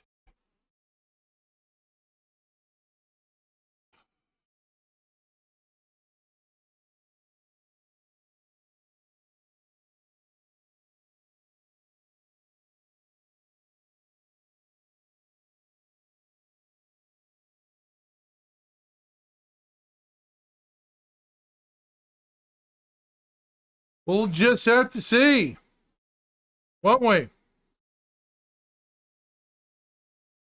All joking aside, I still think even if they release a soft date, it'll still be another good while till release. You still have a lot of bug patching and fixing to do.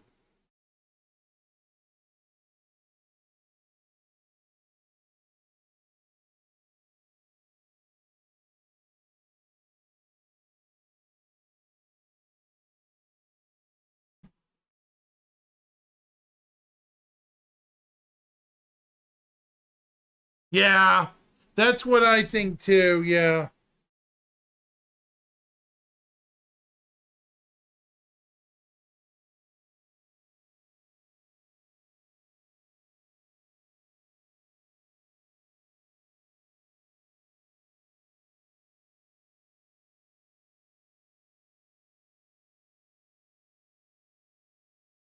Hmm.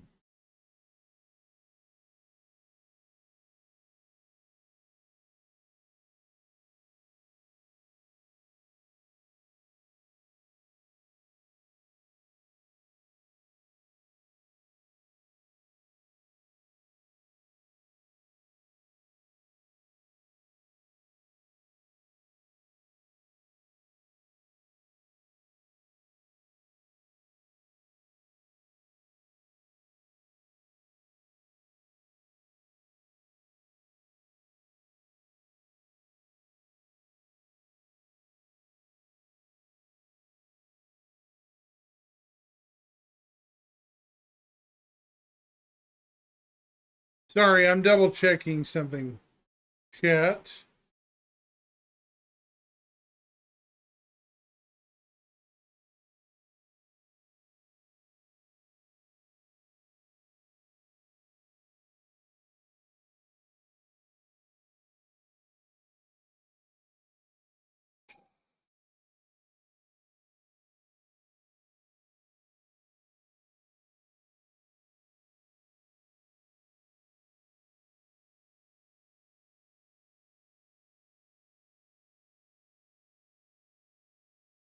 Hmm.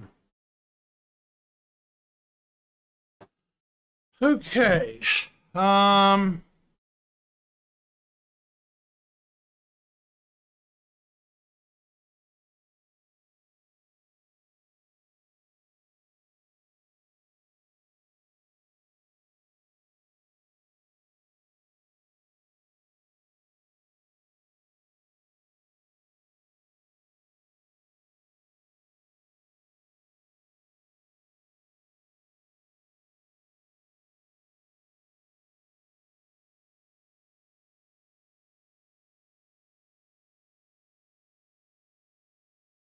Huh.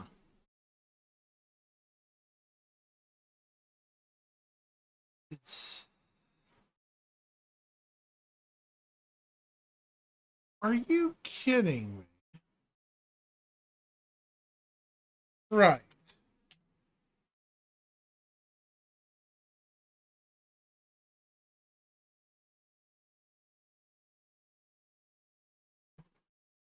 Yeah, I'm looking forward to that as well, Luna.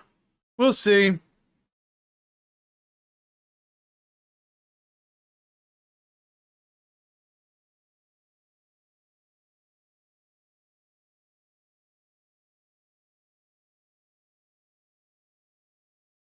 You know,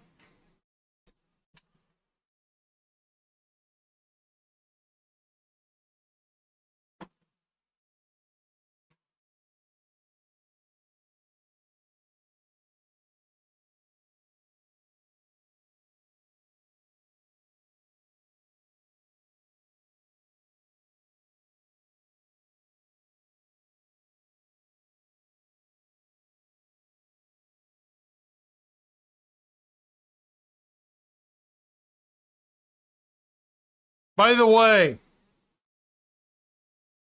nah, it's not worth it. Yeah, I'm hoping it's not a disaster on release. Looking forward to exploring it. Well, we'll see. It may or may not be, Luna. We'll just have to see.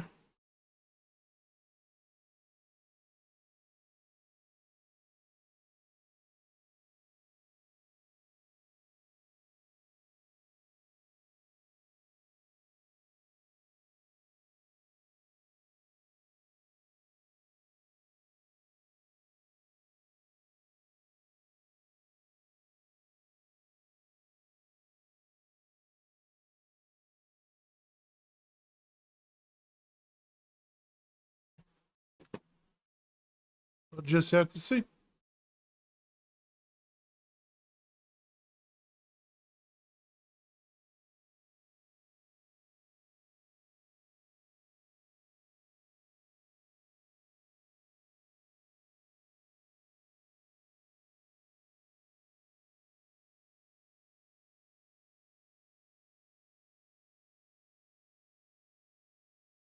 I'm just hoping it's not a complete and total disaster. We'll see.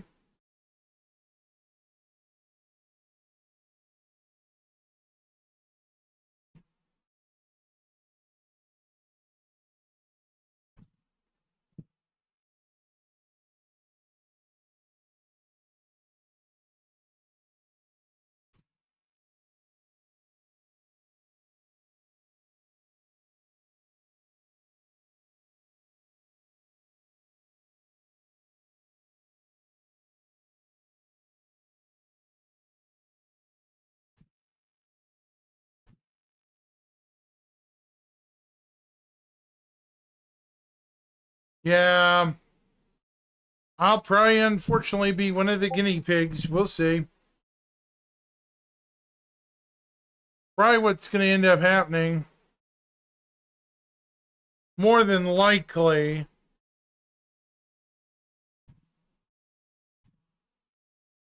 We'll just have to wait and see. Yep.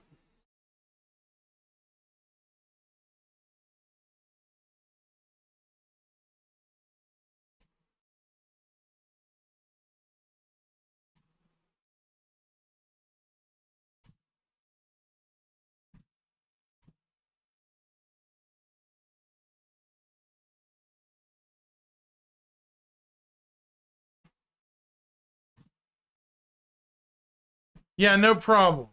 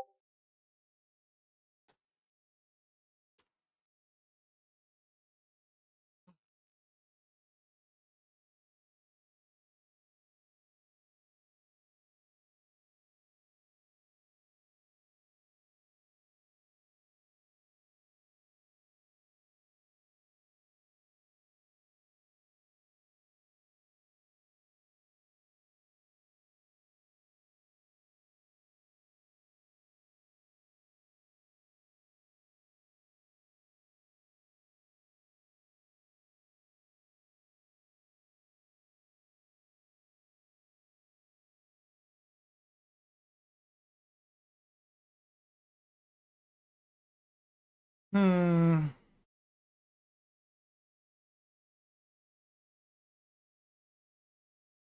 Take your time, Luna.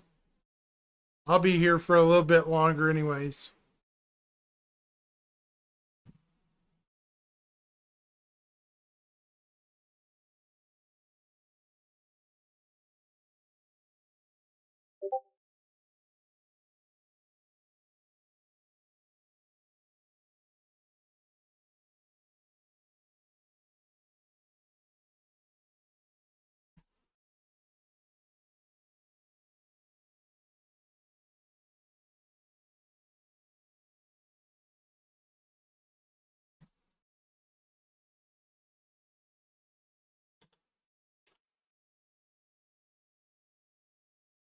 Hmm.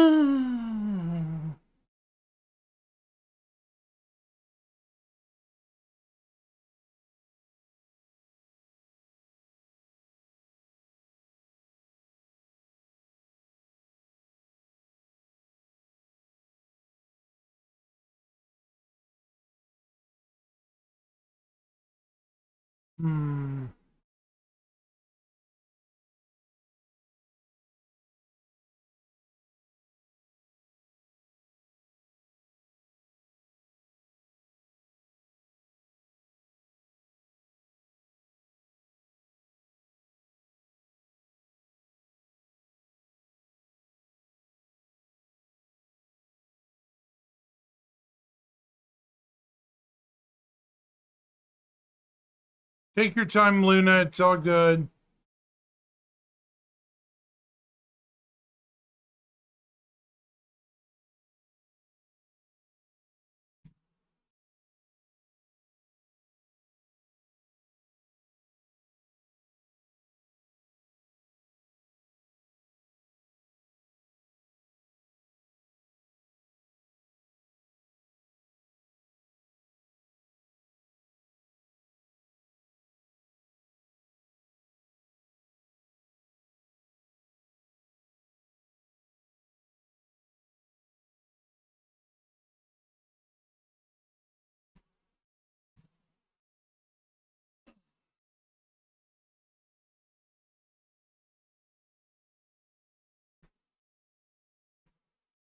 Right.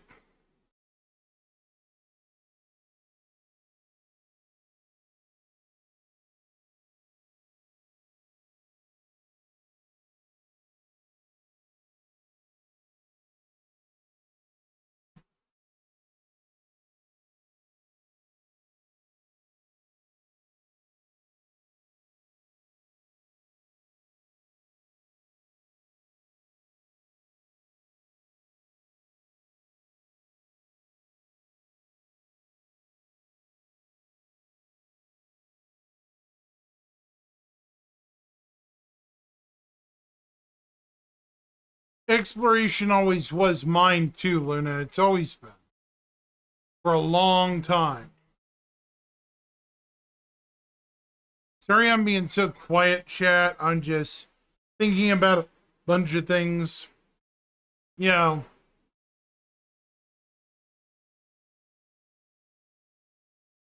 Hmm.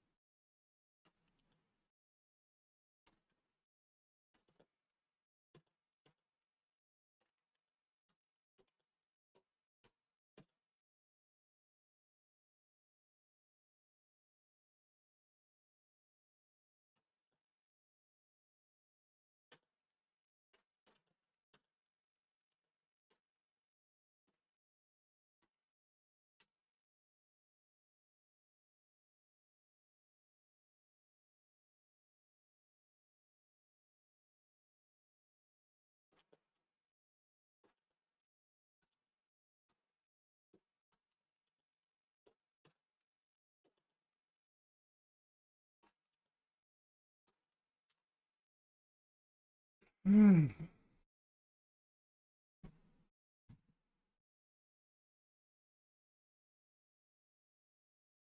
Let's hope it's very enjoyable.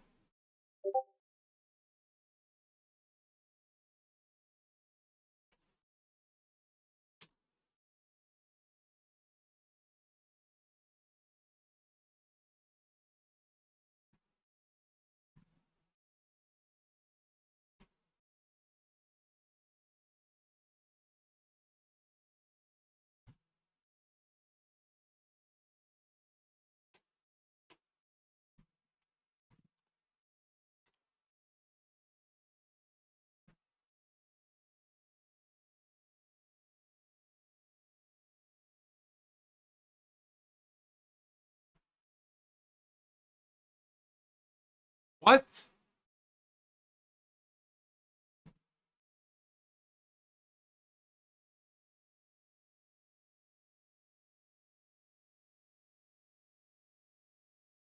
Man.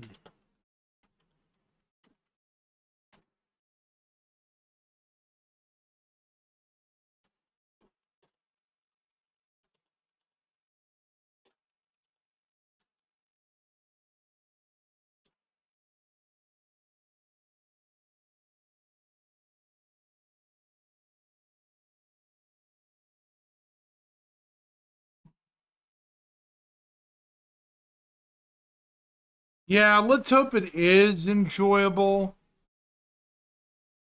We'll see, Luna Maria. We will see. We shall see. You know, they say subject to change.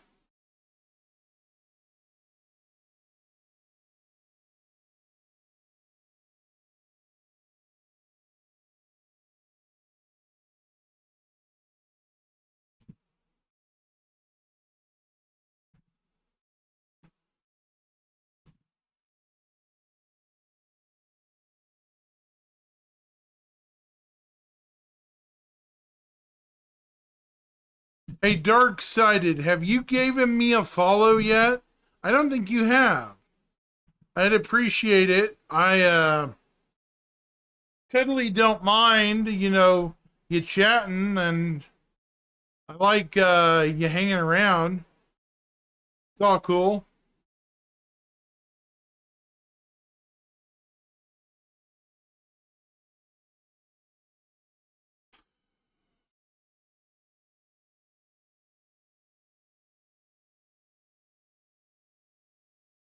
I should be saying that a lot more, but I don't like being so pushy.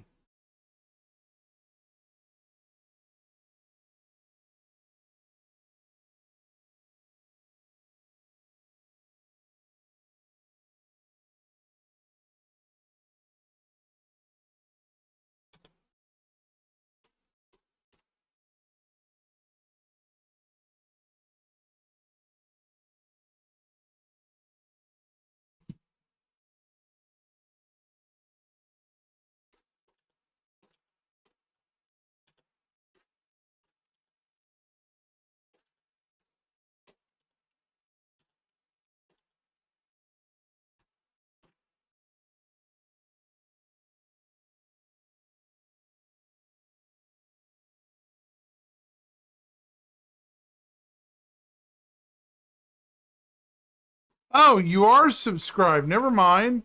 I must be an idiot. Sorry.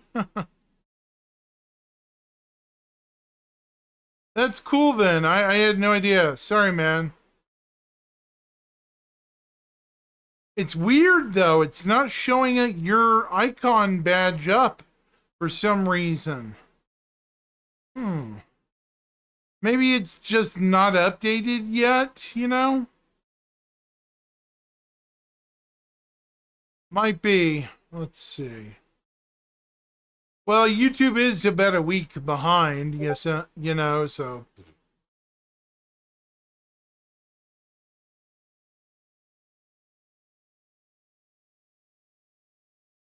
YouTube is about a week and a half behind, so.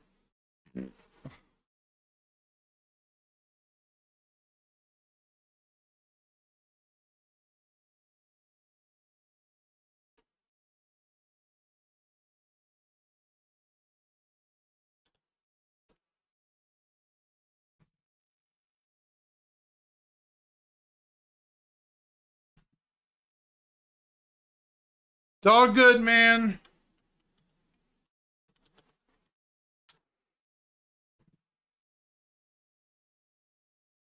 I think it might be because YouTube is a week behind with stuff, you know, and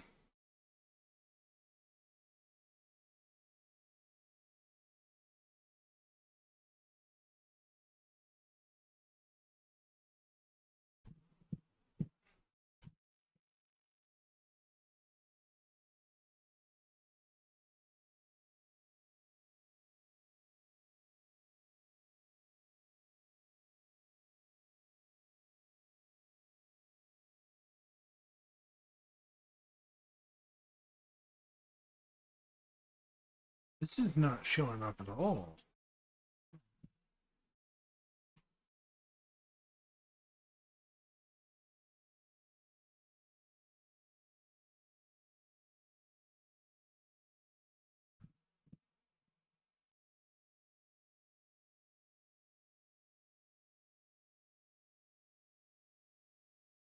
"15 minutes. Wow.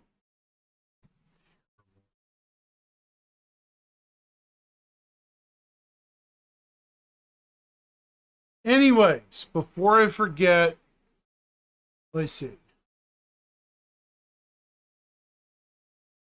I know I've said that a lot lately, but I'm pretty forgetful as it is, so.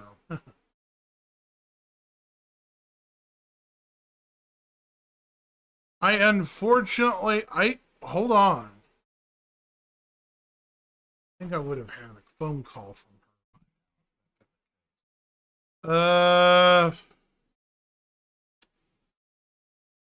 Okay. Theoretically, assuming Pyro does come out, they had this conversation a bit ago. Since we're on that tangent, Luna Maria, what do you think the system will be they announce at this CitizenCon be, if it is announced? You know, will it be Magnus?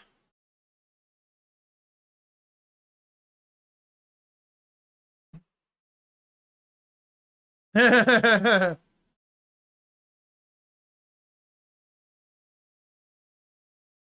funny. Okay, Luna Maria, question for you. If we get another system announced, will it be Nyx, Magnus, or Castra, do you think? Out of the three, which do you think will probably be more likely? I'm voting Nyx, because Nyx has been shown, parts of it have been worked on. Yeah. What about you, Dark Side? Same thing?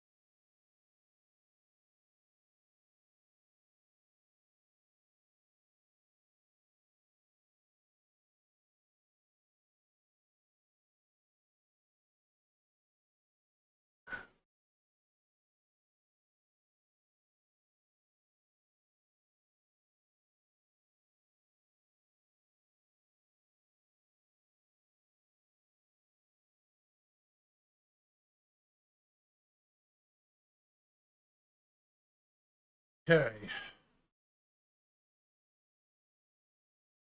Yeah, I vote Nyx is definitely the next system. It makes the most sense when you think about it.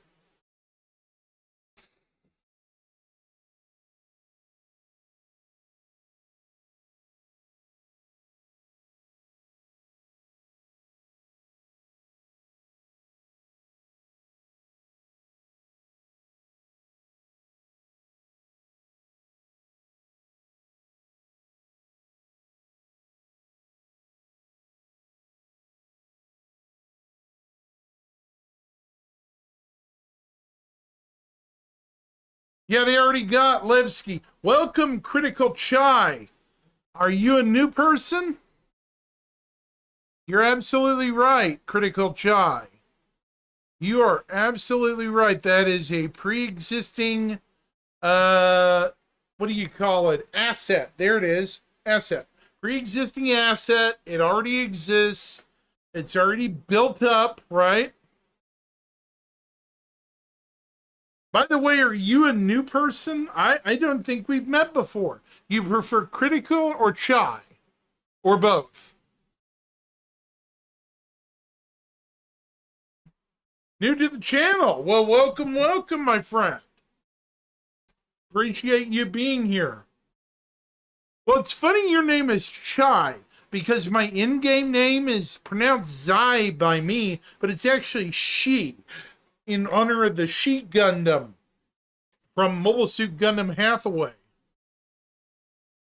If you guys know what the RX-105 is, it's basically the refined version of the prototype RX-104 Odysseus Gundam. And Luna will tell you the Odysseus and the She Gundam are massive, bulky mobile suits. That's my namesake for my character. It's one of my absolute favorite mobile suit designs.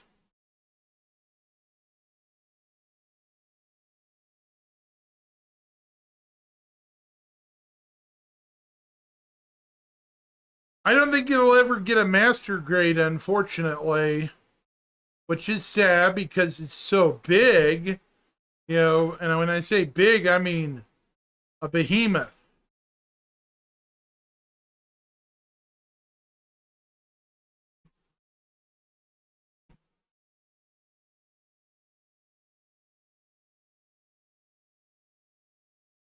Yeah, Levski, I want your opinion on this, Chai. I think Pyro, like Pyro before it, Nyx will have some level of, yeah, 3D print on, yeah. That's definitely going to happen. 3D print one, yeah. The She Gundam will be huge. I can tell you that. What's a good analogy? Okay.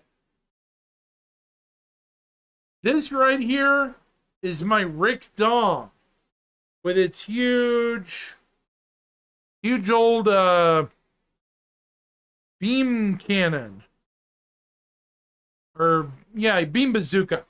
It's really dusty. I need to wipe this poor guy off so badly.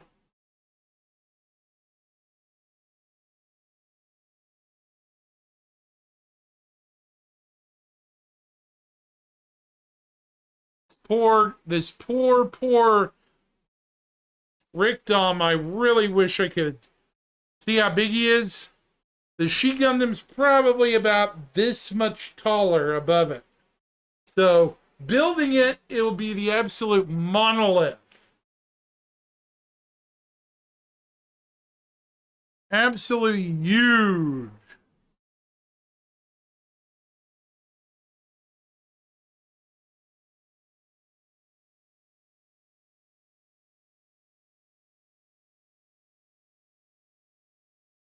I got distracted again, sorry.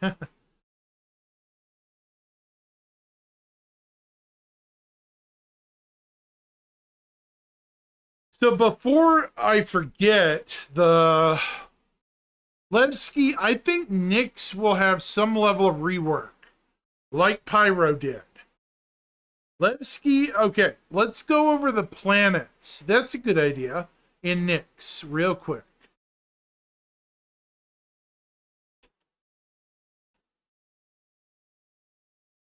Nyx is only 3 planets, a dwarf planet, right now. We have 3 large planets, a asteroid belt where Delamar is, and Delamar, and then we have the Keeger belt. So starting with Nyx 1 from the F-type main sequence star, Nyx 1 is a coreless, heat-swept world that was long ago picked clean of whatever valuable minerals it had. Shortly after the system was discovered, a routine survey revealed the presence of high-grade metals beneath the surface of the planet.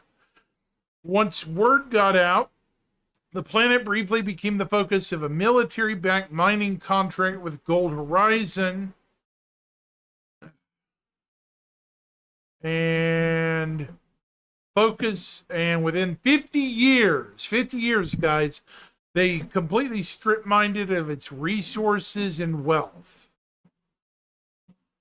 Shipped it off to Killian to support the Empire's growing war effort. By 2630, Nyx have been rendered permanently useless with little evidence of human habitation remaining. However, there's probably a few homesteads or some type of, what do you call it, UGFs on the surface? You know, like abandoned warehouses, something, right? It says former human habitation, okay? So even this planet might have something salvageable in terms of human habitation on it. We'll have to see.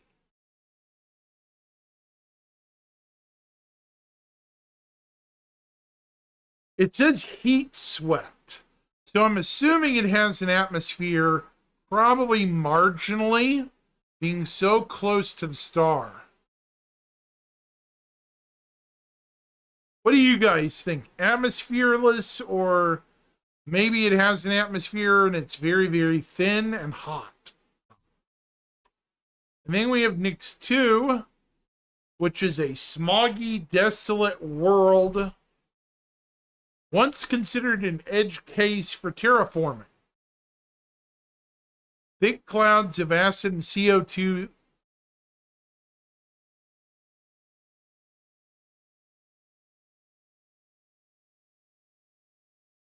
Hathaway's interesting. I'll put it that way, Luna. It was once considered an edge case for terraforming. It surrounds the world, and the planet is technically teetering at the inner edge of the system's green band. Nevertheless, a serious study was conducted as to whether or not it could be made inhabitable. The end result was that it could, but it would take generations.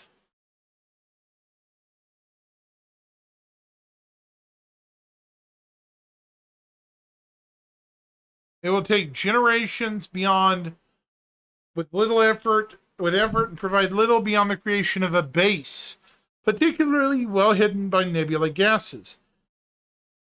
EVA on the planet is lethal, and if explorers are protected from the elements, they will be unable to function in the high-pressure atmosphere.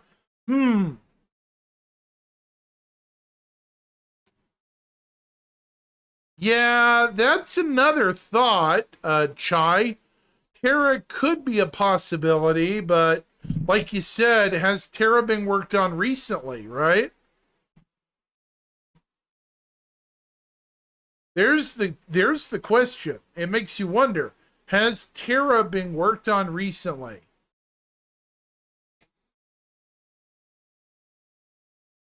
I hope it has, because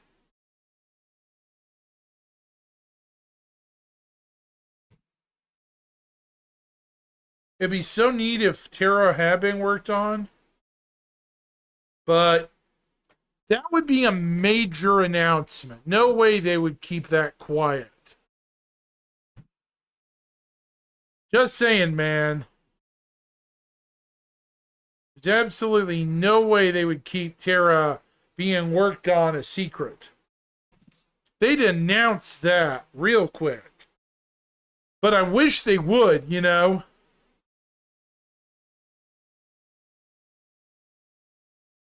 Yeah, and that's the problem, too. I've said this in another video on my channel. There are some systems probably locked behind the gate of Squadron 42. A lot of people don't know that. There's a gating thing. Odin's one of them. Another is Vega, and I don't know if Bremen is or not, but we'll have to wait and see. Bremen is between Magnus, or Vega and Nyx. So it's really interesting. We'll have to wait and see. I will say there will be some minor tweaks to every planet. Nyx 3, for example, is an ice giant, a frozen ball of ice. It's not even worth going out to, so why go out there, right? Well, maybe not to the planet, but maybe some moons that have UGFs or stuff. The system of Nyx is predominantly for mining. They could add to it by making mining outposts on moons around some of these planets. Right? In theory, it makes sense. It adds to the appeal of the system.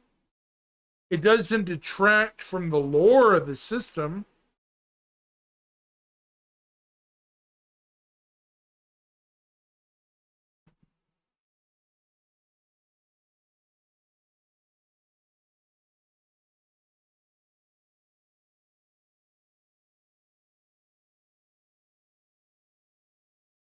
That too. That would probably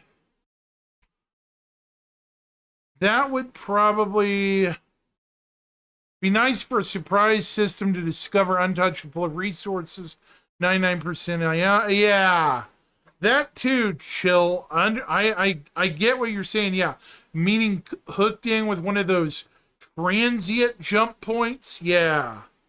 Both you and Chai are probably exactly right. Yeah. I think as we get closer to the outer rim of space, we're going to start seeing a lot more of those transient jump points pop up, right? You know, the ones that come in, come out, appear, and disappear.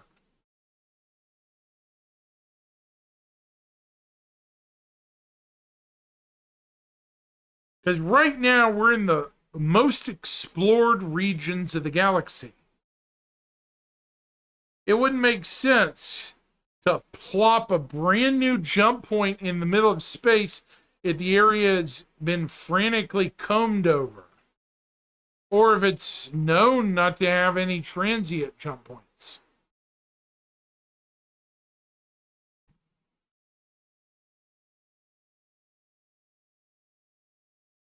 Oh, yeah.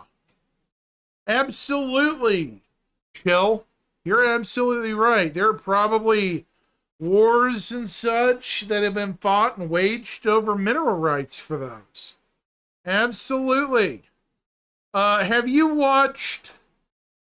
I don't know. Are you another newcomer? Because if so, you'll be the second person today. There's a series of history on the history of the verse by Paul Shelley and, you know, Astropub, the astro historian on YouTube. I highly recommend his videos for the history of the verse. He is so good about writing or researching stuff. Way better than me. Because, wow, he can do his homework.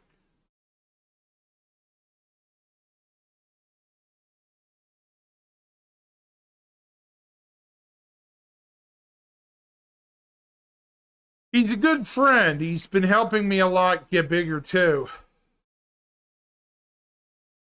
Astropub's really good, isn't he, Chill? You know what I'm talking about. He mentions how there were resource disagreements, right, in the UEE?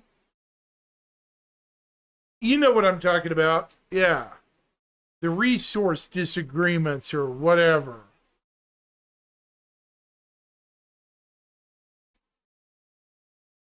Yeah, there was a lot of that going on. And then finally, people put their foot down and are like, yeah, this ain't gonna fly for the next 500 years. Paul's a good guy. He really is.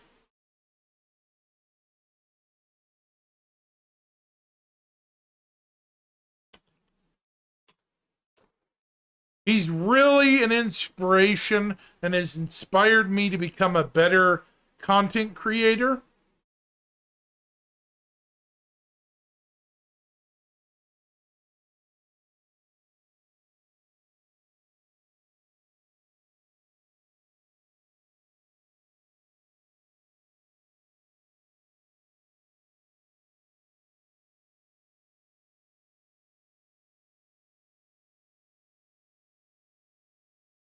Yeah, let me see here. He's definitely been, but what I was going to say about Nyx 3, this planet, is I think it'll be one of the first we get that have moons added to it. See, it's an ice giant. You can't land on it. So more than likely, they will add a couple of moons orbiting around Nyx 3, you know, somewhere to dock and maybe explore this far from the Nyx Prime, you know.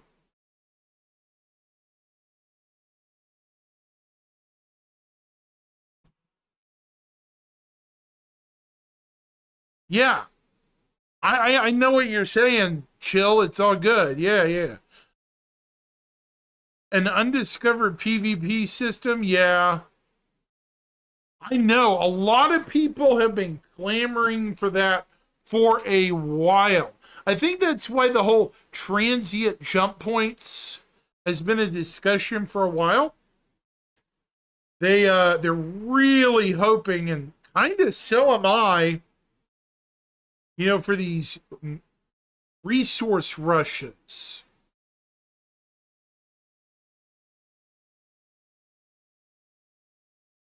At least for the early stages of the game, you know?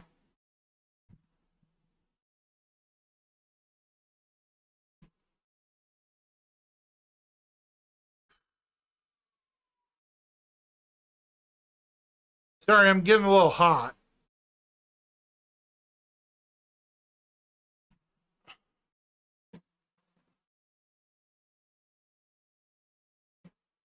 Yeah.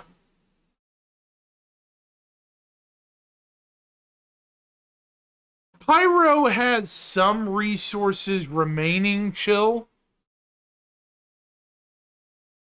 And I think they've made it more resource rich. It's just that the technology, when it was discovered, couldn't reach the minerals. You know, like the time wasn't ready for the system yet, you know? Kind of one of those things, right? Does that make sense?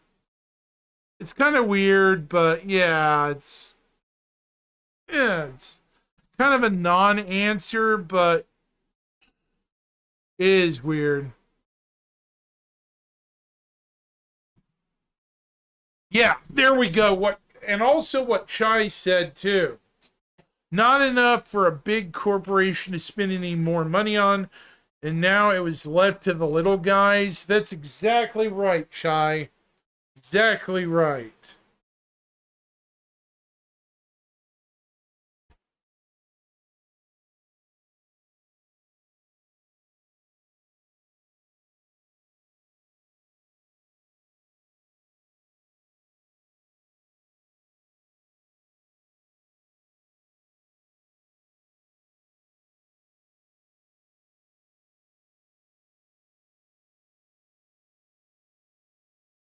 Anyways, so from Nyx,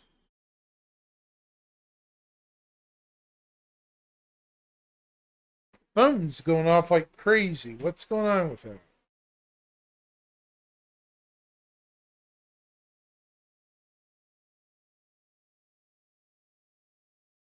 Phone going bonkers. Sorry, guys.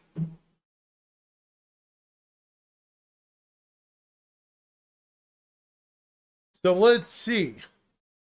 Bremen.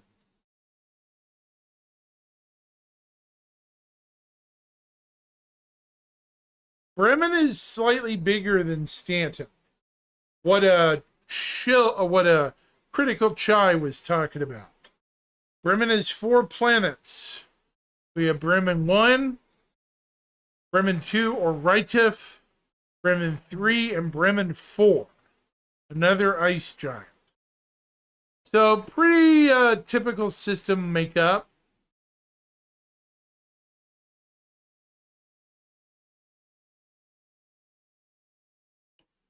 Rytif, by the way, is the headquarters for Consolidated Outland. That's where they're based. The people that make the Mustang Alpha and all them other crazy ships like the Nomad and the Pioneer, they're made here. So potentially we could get them as a small shipwright manufacturer. Yes, a lot of newcomers today, Dark-Sided. I'm very happy about that. Very happy about that today. My chat has been exploding lately. Chill and Shy. Have you guys followed me yet? I'd appreciate it if you would. I love newcomers. If you guys keep having questions, I'll keep answering as best I can, I hope.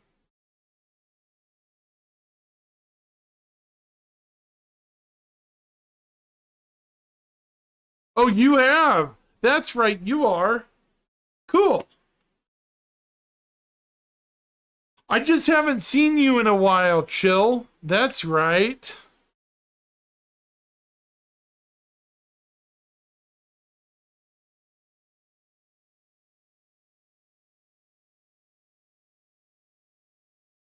Thanks, Chai, for that. I appreciate it. I wonder why my indicator's not going off. You know, for my sub thing? Could it be because it's only hooked to Twitch, you guys think?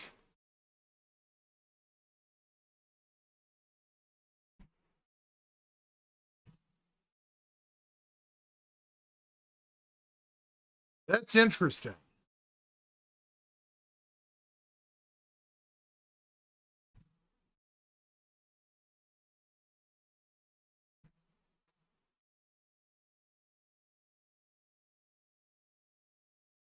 Probably because I haven't connected it, to it.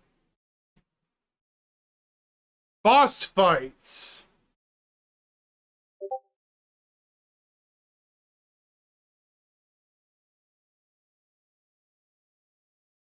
Boss fights.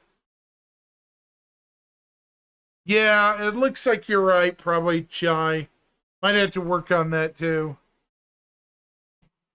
Boss fights. Yeah, here's what I like. The Zelda treatment, low-level boss fights. You have the mid-boss and then the big boss, right? The flunky boss and the, what do you call it? The main boss of the dungeon, right?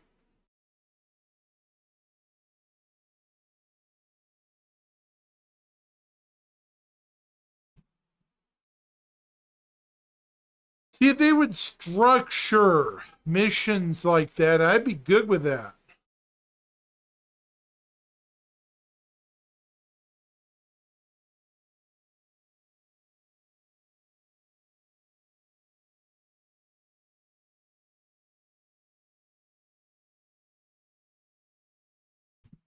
Weak points, yeah.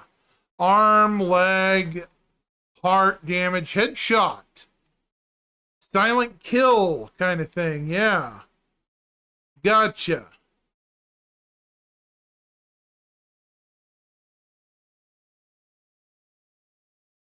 Probably, Luna, you're probably right.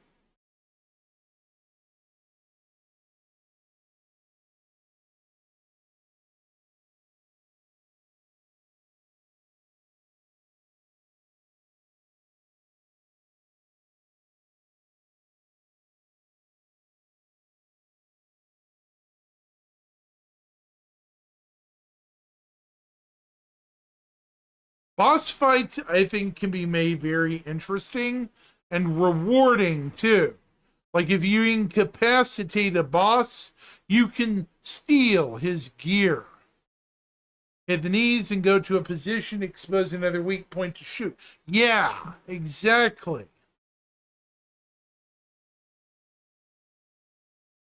Exactly, guys. You're reading it. Good.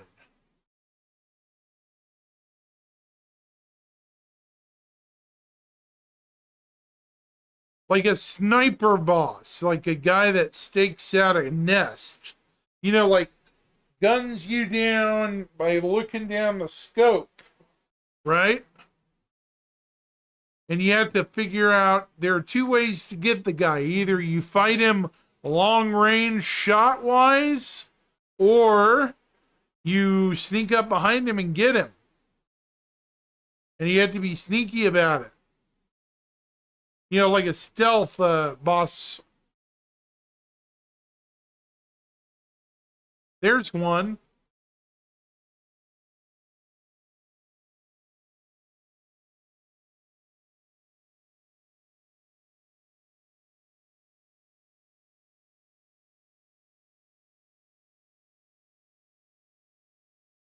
I actually have not played that game, I'm embarrassed to say.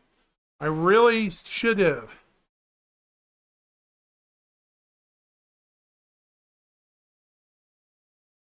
I'm embarrassed to say I have not. I've seen bits and pieces of it here and there. I've heard it's a really great game.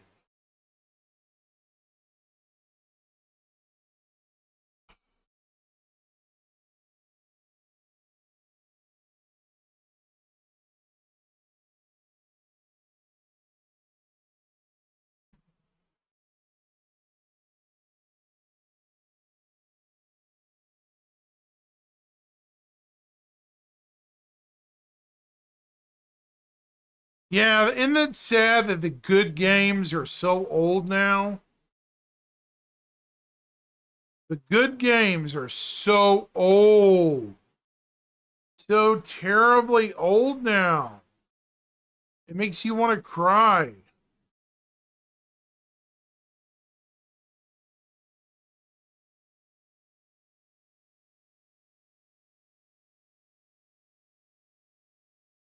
Yeah.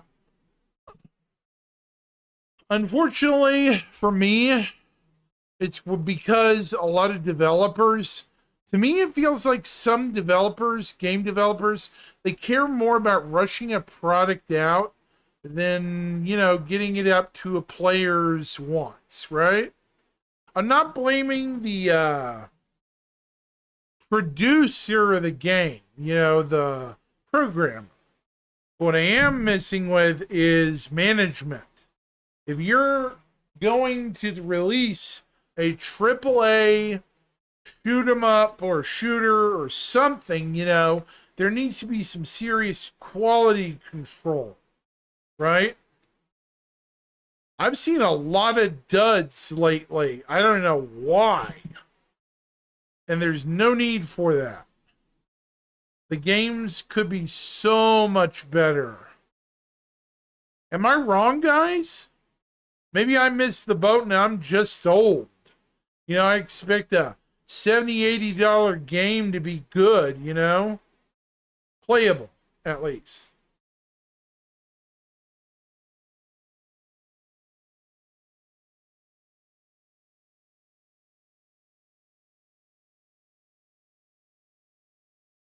Yeah. Sadly, I think you might be right, Chai, because it seems like it's getting rarer and rarer to see new games, you know, that are as good as the old.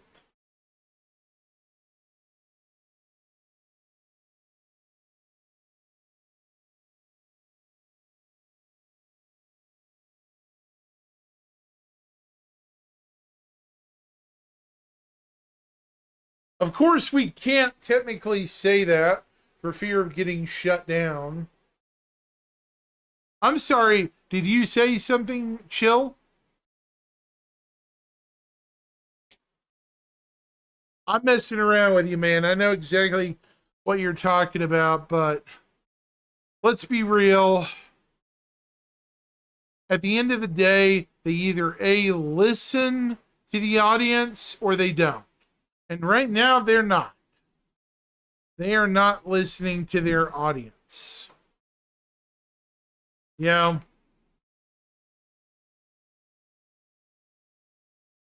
And when you ignore your paycheck pretty much ignores you, right?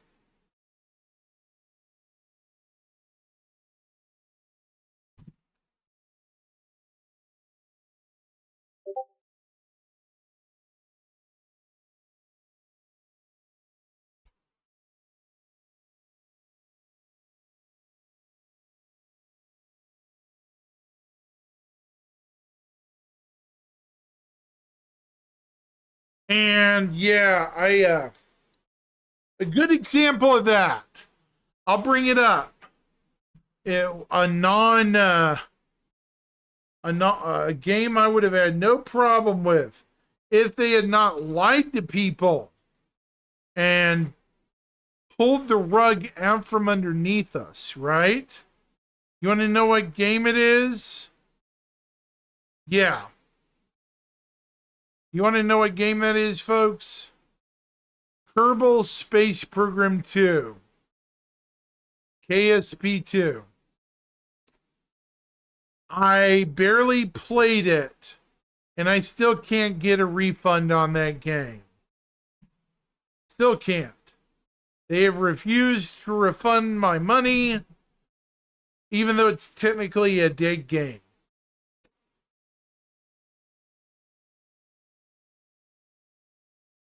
I've never been so insulted by a game developer that took a beloved franchise and just kaputted it out the airlock. Yeah.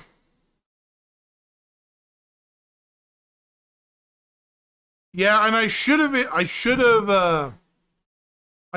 literally have listened to all the warning signs, guys. I should have. That's on me.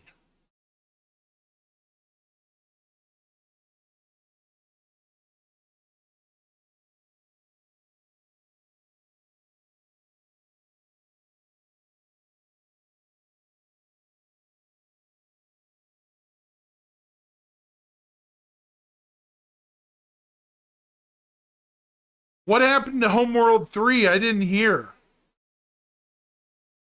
Please do tell me. Did they up the price or something? I didn't hear anything about Homeworld 3. What happened? Did they screw something up?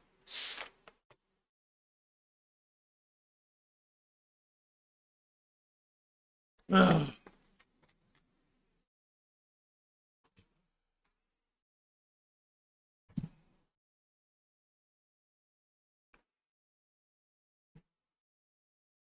Do tell.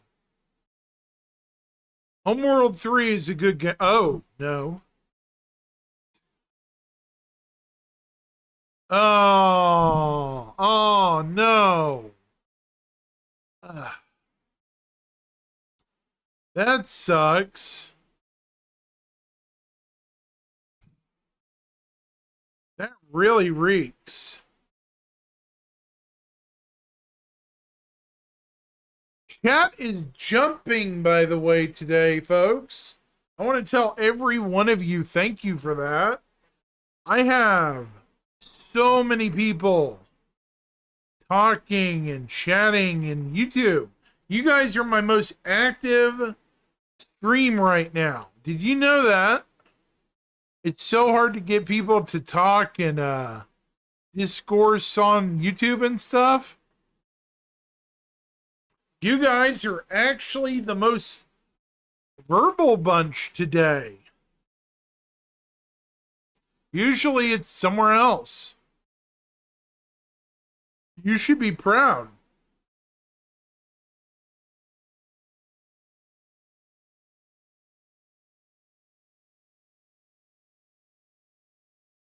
Ugh.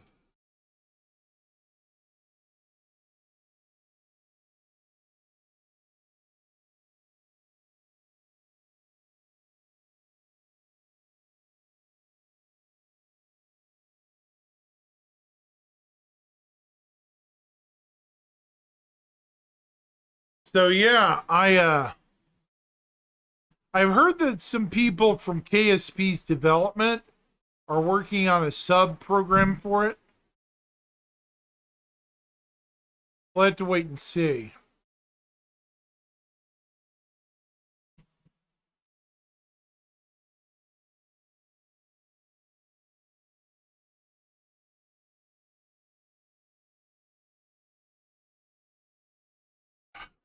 Hang on just a minute. I keep slipping out of my chair.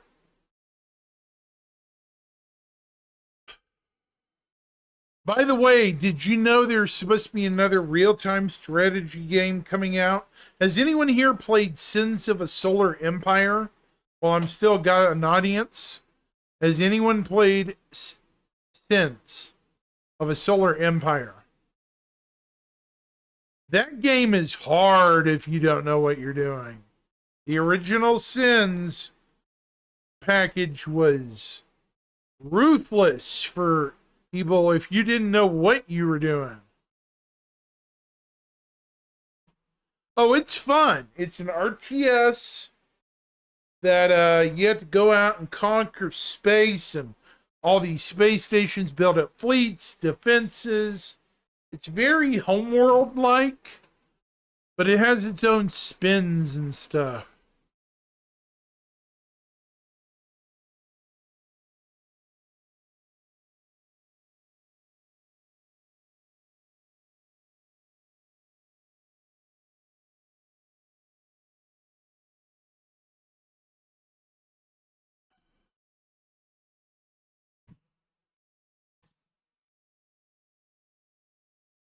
What about you, Chill? Have you ever played Sins of a Solar Empire?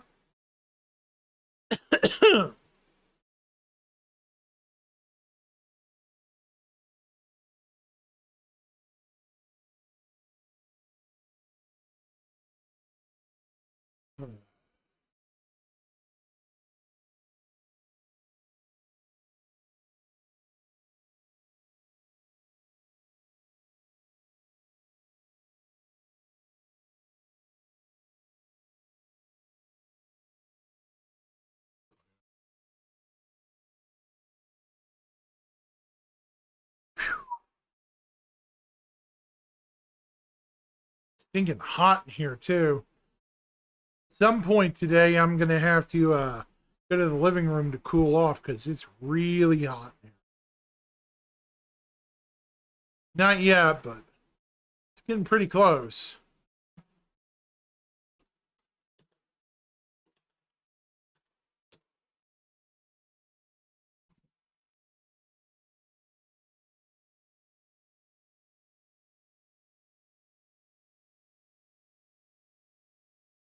So what were we talking about before we got distracted? Oh yeah, we were talking about boss fights. I'm really hoping we get heavies with armor we can claim as war trophies. Remember when everyone lost their shit, we're not getting the Xenothread helmet? Yeah, that's one thing I disagreed with. We deserved that helmet for going after Xenothreat and beating their butts, you know? We earned it. Especially if we completed the missions.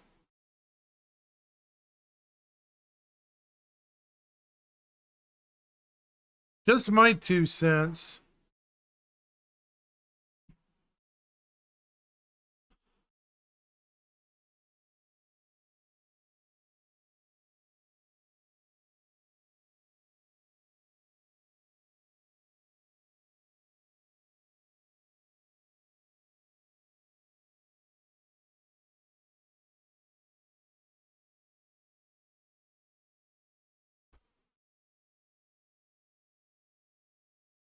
Yeah, isn't that sad? A lot of people couldn't get 5.5.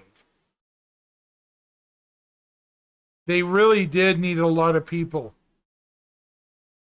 I think that the Xenothreat, that mission was meant as a test bed. So the actual reward we got this time was not the permanent reward, you know? Thankfully, Chai, you know what I mean? Because that armor kind of looks like the unintended reward, not the actual they want.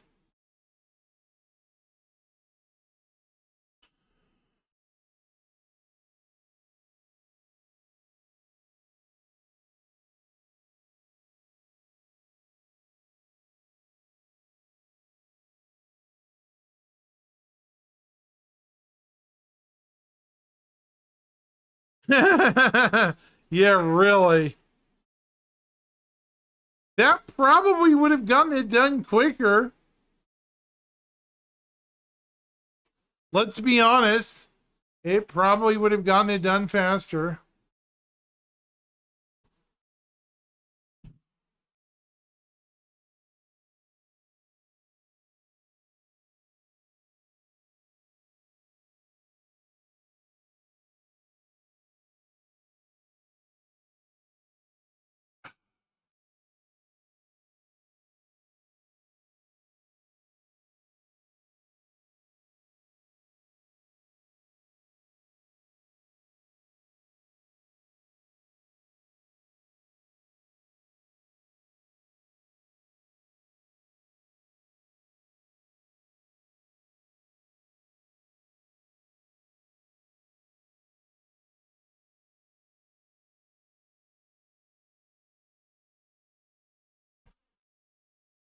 Yeah, the Xeno helmets were fun, weren't they? They were worth it. Yeah, I wish they'd given us a new variation too. Yeah, what do you call it? The like a black version of the helmet, right?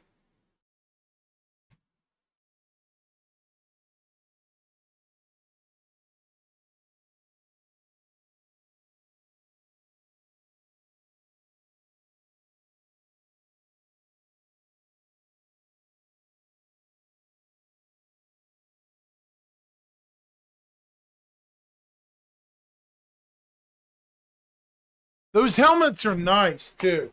The Calva helmet, they're so expensive. You know how hard it is to find them now?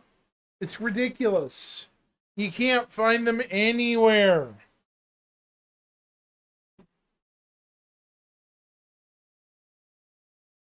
Well, I say that, but you can't find them anywhere cheap. I'll put it that way.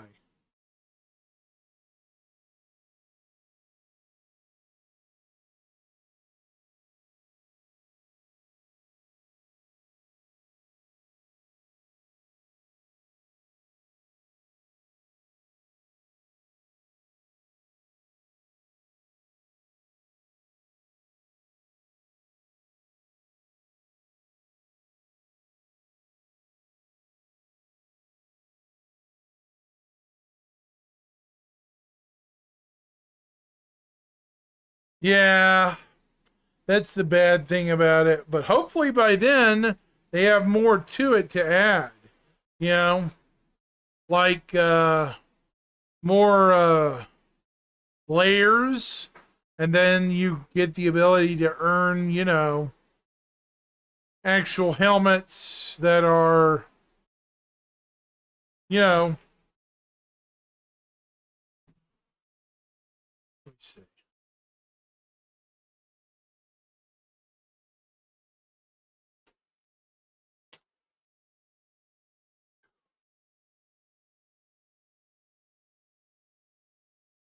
You never told me that.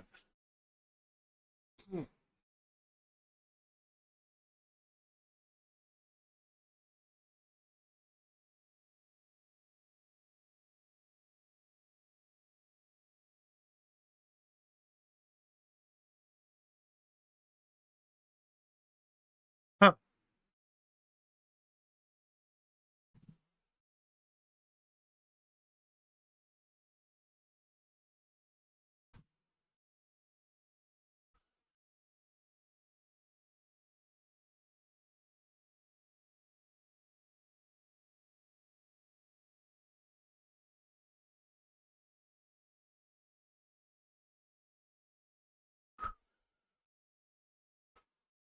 By the way, Luna was talking about CitizenCon flying by. What do you think, Chai? You think CitizenCon has flown by a lot quicker this year than, well, I mean the year, since CitizenCon November? You think things have flown by a lot quicker than they have in years past? I kind of think they have. Here it is, nearly middle of August, and we're already preparing for CitizenCon this year in October. It just feels like this year is speeding toward the, it feels like this game is starting to head for the finish line of one checkpoint, of one heat race, you know? Maybe I'm crazy for thinking that. But it definitely feels like we're heading for a checkpoint. You know? Like they say in Cruise in USA. Ooh, checkpoint. Right?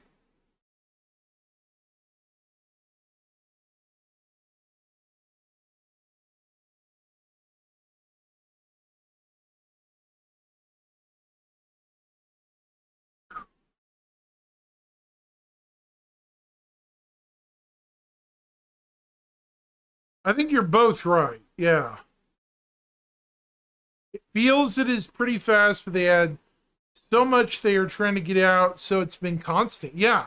The deluge of information has been constant. You think it's going to be a game changer? I hope. It should be. It will. I just hope they can get it out in time. Yeah, I agree with both of you.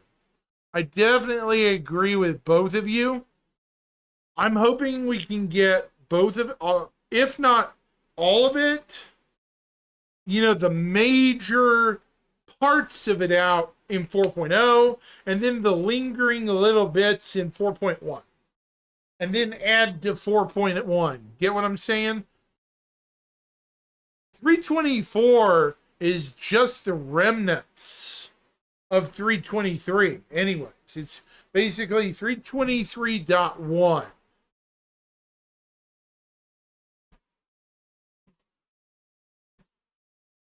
Yeah, I hope you're right too, Chai.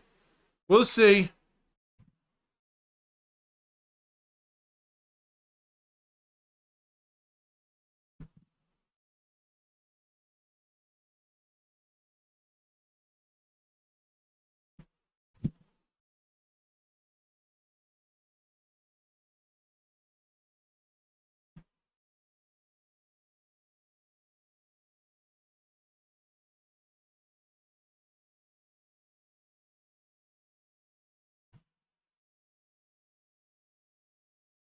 Yeah, and I'm hoping it doesn't push things further back either.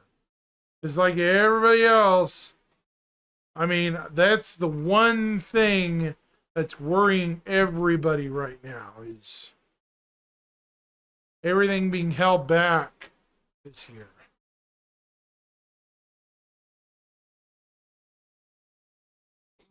Hmm.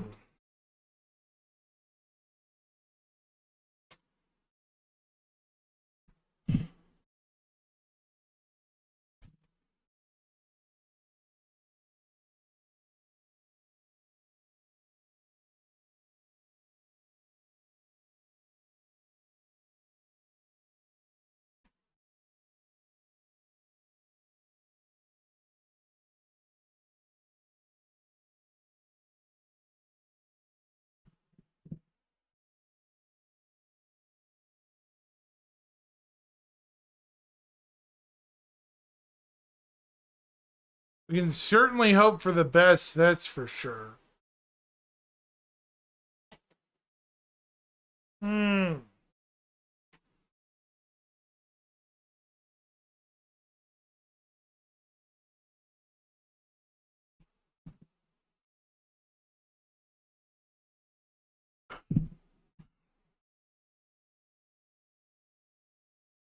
Hmm.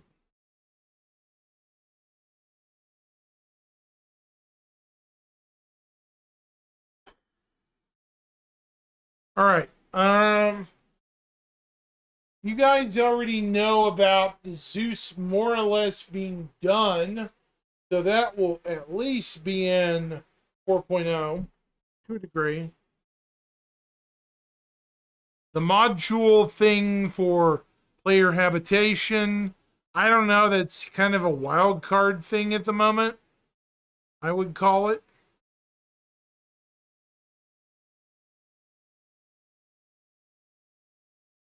That video they released the other day, you know, the one where they were showing off a module and some sort of player habitat. Even if it's in 4.0, I wouldn't expect anything but very basic. But hey, it'll still be a far cry from what we have now. Even having it would be monumental shift. It will move players out of the cluttered cities and elsewhere. You know?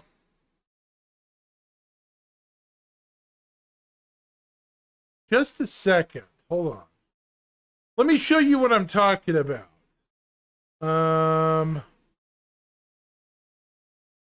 Okay. Here we go. It's going to be under shorts.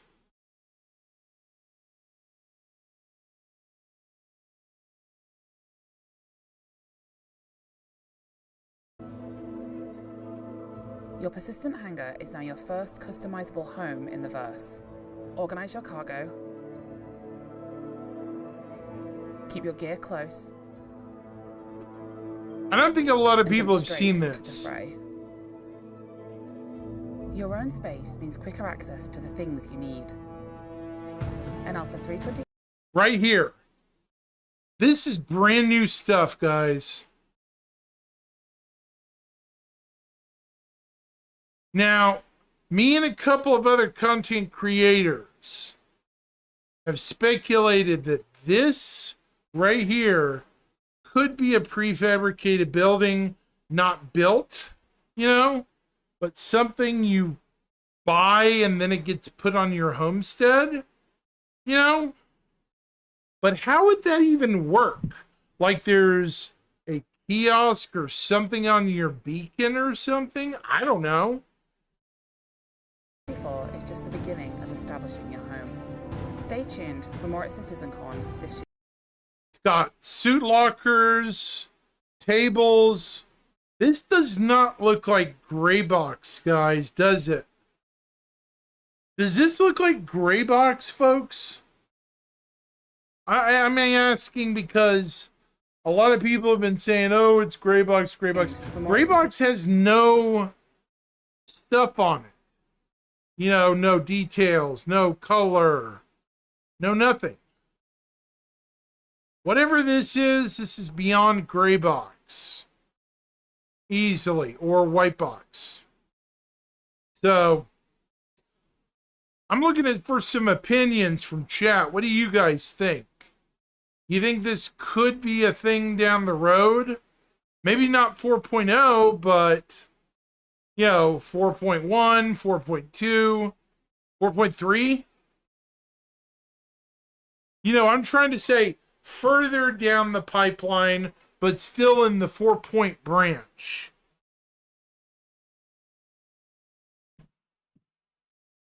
What do you think, Chai and Chill? What do you guys think?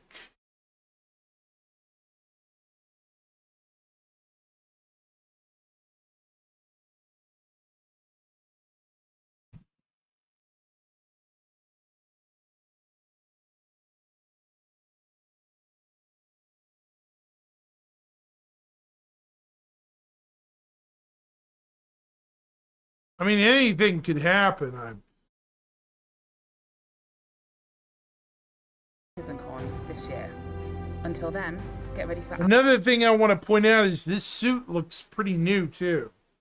Right here. This weapons, this armor suit. I've never seen this helmet before at all.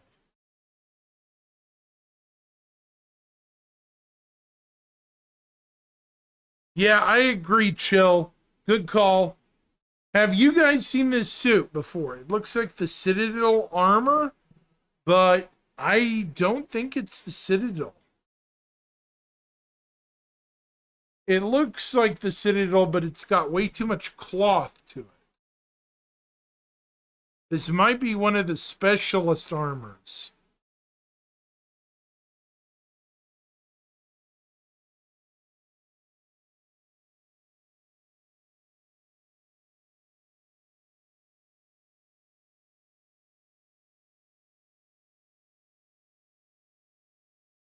Yeah, I hope it does fix it too.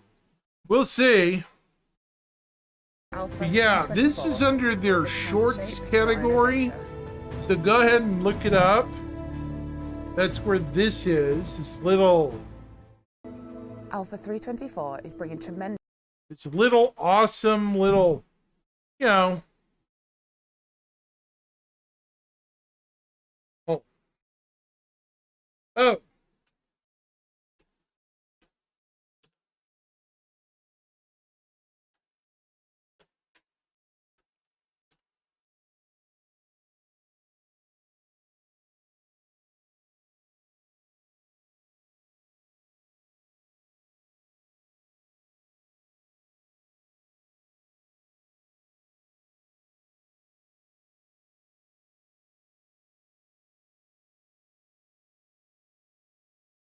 Yeah, and there are a ton of features held back due to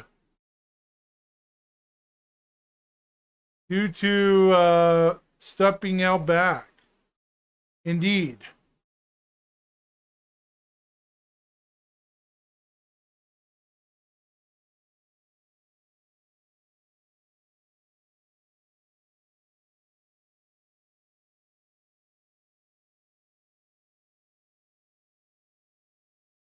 Not it.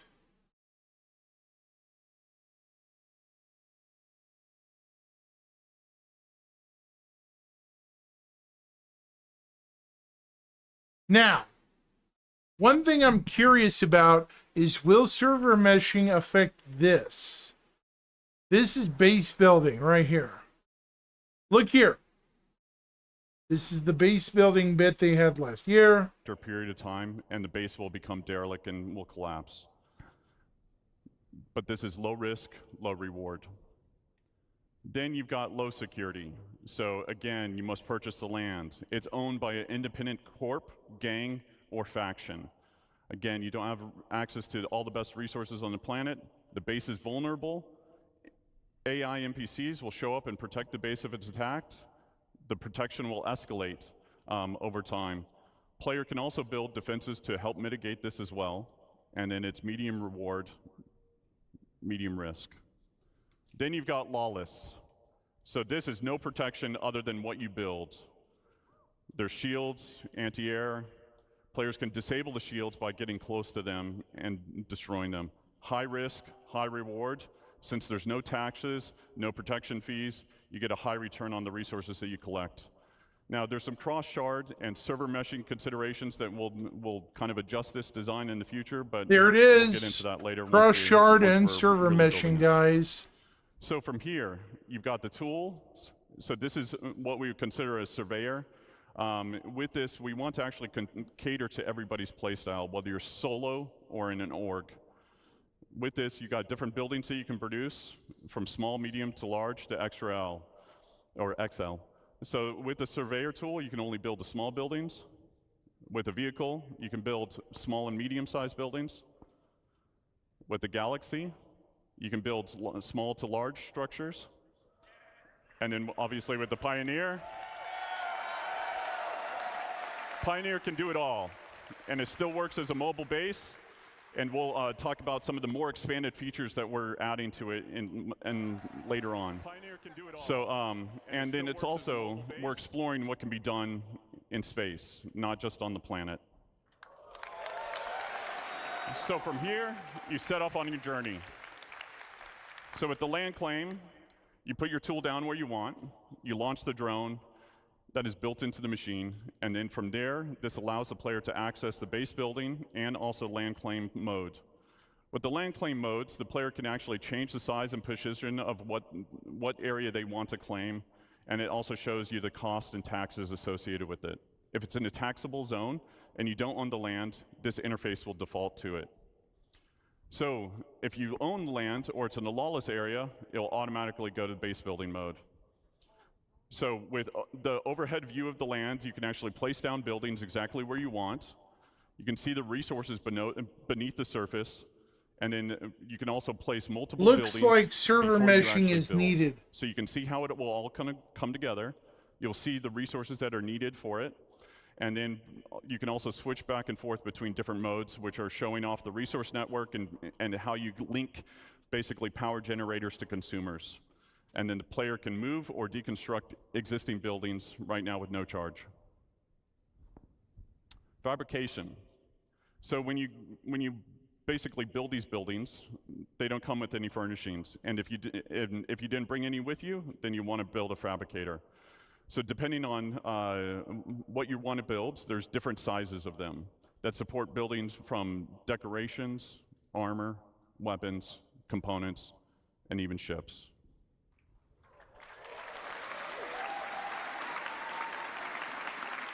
So like base building mode, you need blueprints, resources to craft what you want. Everything fabricated is produced from it produces a physicalized entity. Stats and quality will depend on the quality of the materials actually used. Once you've done that and you've built your decorations, now you can actually fill the room the way that you want to fill it. So furnishings can be purchased at different locations, or they can actually be found. This looks like the unit we saw earlier from the video, doesn't it? Check, double check. Does this look like the same internal unit we just saw? Kinda? It really does to me. The basic uniform structure of it? Yeah. Fabricated. You can do that via first person or in a dedicated mode in the surveyor's tool. With that, you've got different types of buildings. So you've got utility style, which would be garages, freight elevators, landing pads, storefronts. And then you've got extractors. So with extractors, we want to make sure that nothing in regards to resource gathering is fully automated. A level of player engagement is always needed. So as Nick talked about before, there are different types of commodities, radioactive, perishable, etc.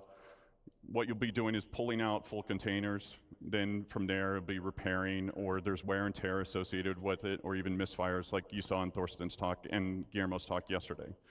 There's also upgrade paths for making them more efficient or resilient. Power generators. So with different types of power generators, there'll be some that are more cost-effective as well as effective in different areas. Solar panels will not always work in darkness. Fuel generators will need to be filled up every now and then batteries to store excess power. Then you've got producers. So things that will require the players to combine different resources to produce new items. And then you've got defense. So anti-air, anti-personnel, and then shield generators. And then the big one. We start development Q1. So that's me. Thank you all. Thank you for coming. It's wonderful to see you. Now remember, they said they started development in Q1. We see this video, when was this video posted? On their channel. The short, right? When was that? This video was posted 9 months ago. Okay?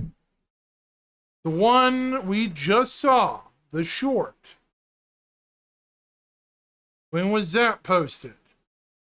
That was posted date. Alpha.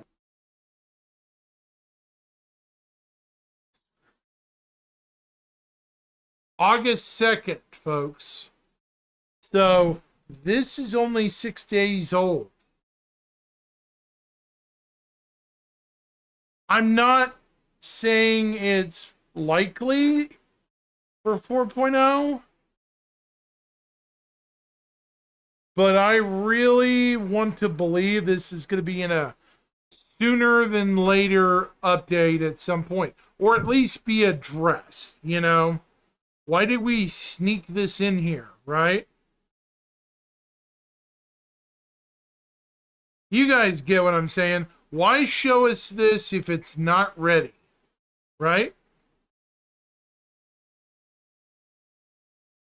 That makes more sense, right?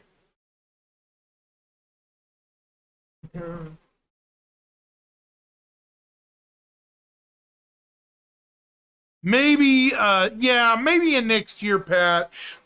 I would think chill. Probably 4.1 or 2, maybe, depending on where the cards lie with the patch. Does that make more sense? What do you think? 4.1, 4.2, maybe later in the year, you know. A lot of people on here today. Wow. It briefly peaked at 8. Hello, people.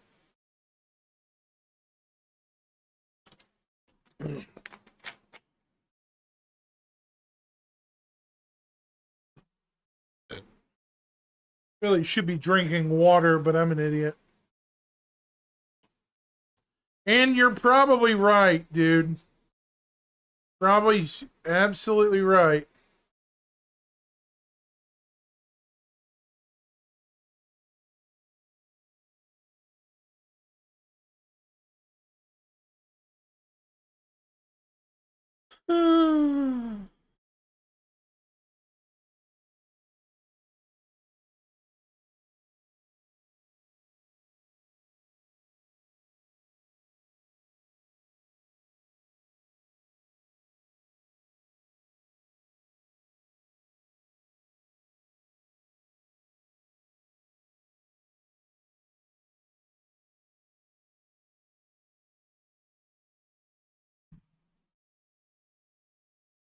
Large orgs that could actually support, possibly.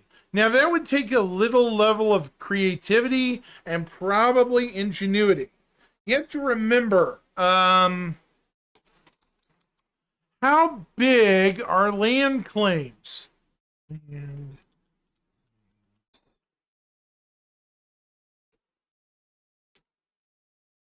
Oh.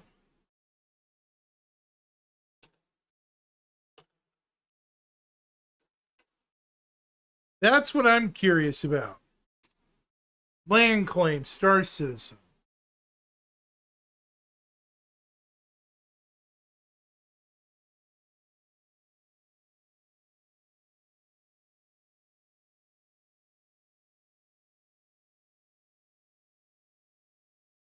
There are two sizes.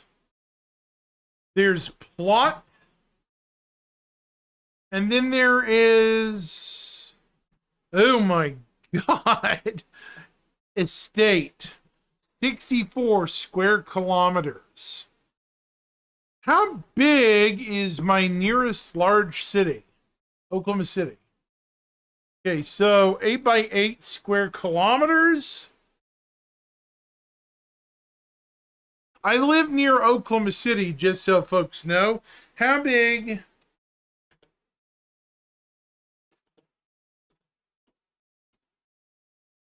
Just to see how big this is, right?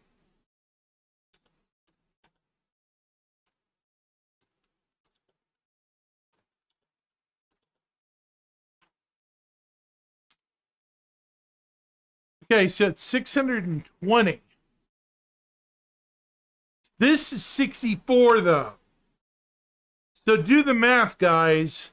This is 1/10 the size of a capital city of a U.S. state.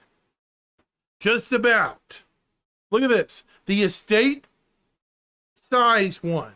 If you had 10 plots, hectares are acres, by the way. Yes. You're absolutely right.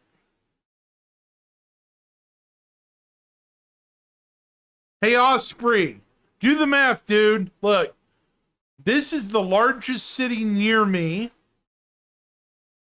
The biggest ones are 6,400 hectares, 4 plots, so 8 by 8 kilometers. It is nutty, yeah.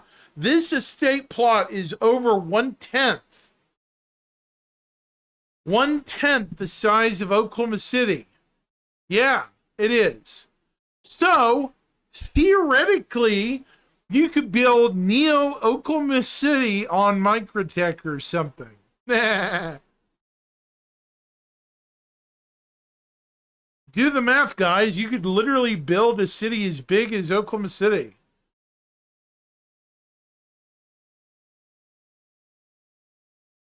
District. Yeah, exactly. I could see a ton of people, say from my area of the state, creating downtown Oklahoma City and all kinds of. It would get real fun. You know, it'd get real fun because some people like building shit, right? Some people love building stuff. I do too. I like building stuff.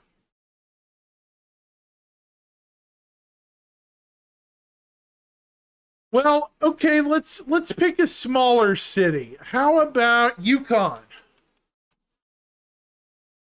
My hometown, oh, well, where I live. Oh. No, I don't live there. I wish I'd lived in Alaska.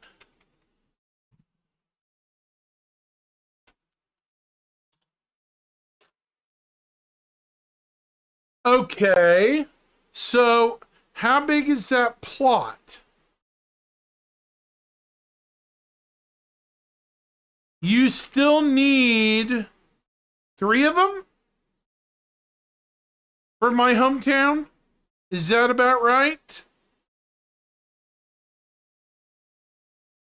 Am I wrong, Chill and Osprey? Is it about 3 I need? 26.67? Or would I need 4?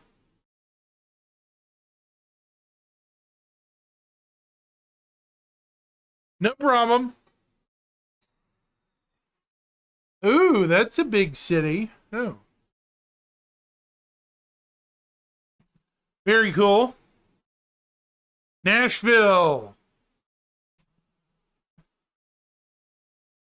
Nashville's big city. Big city.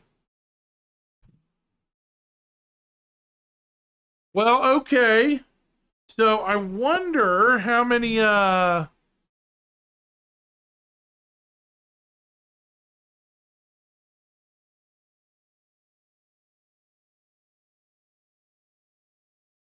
wonder how many you'd need for New York.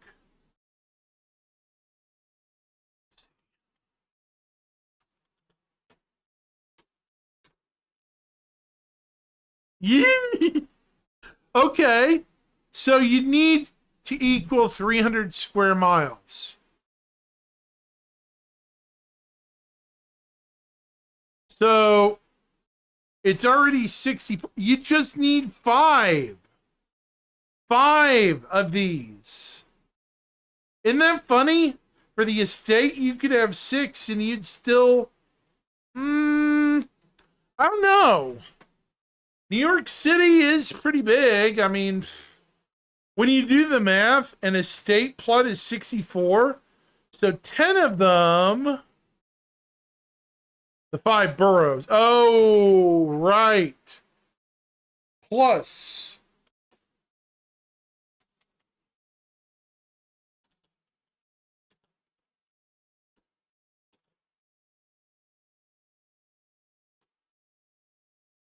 I know I butchered the name.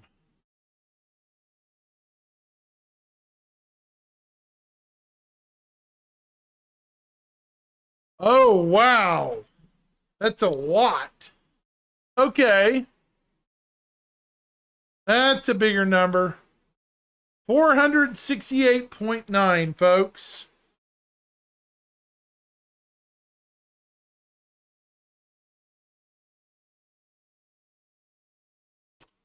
So, okay. Now, Osprey, I think I talked to you about this before.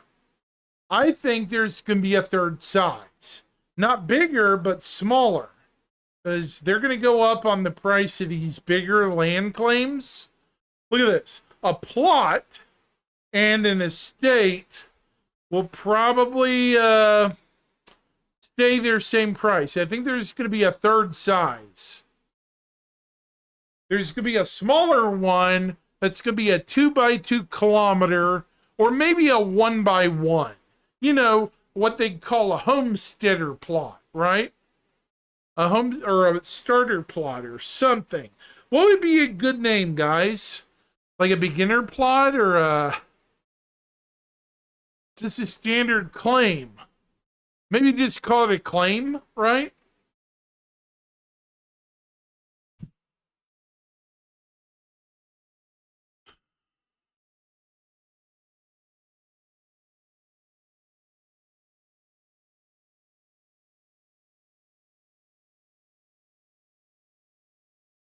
I could definitely see a settler claim. There we are. Settler claim. There we go. Good, good.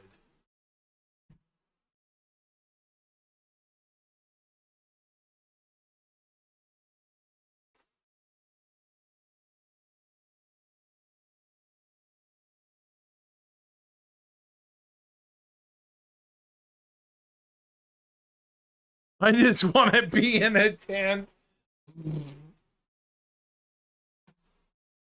LOL.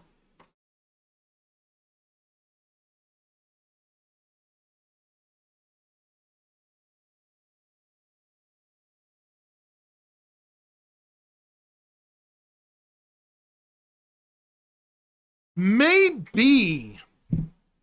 Although that language might scare off some people. They want to make this appealing to everybody. You know? They don't want to just scare off some customers. You know? They want to be... Settlers sounds a lot less derogatory. You know? Instead of sooner. Because a lot of people take offense to the whole sooner thing. I don't. Other people do. You know? I don't know why some people do, but you know, it's their prerogative. I get it. I get it.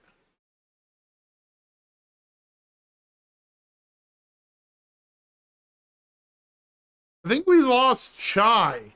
Is Chai still around?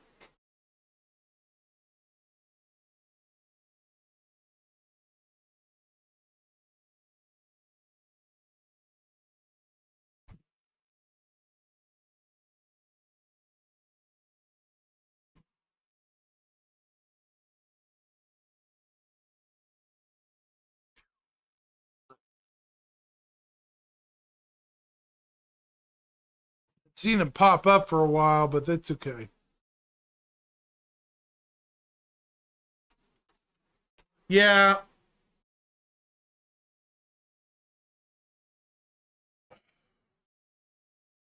Probably here in a bit. I'm going to have to get off here because outside it's like 90 degrees. Yeah, brick and mortar and stuff like that. Maybe some heavy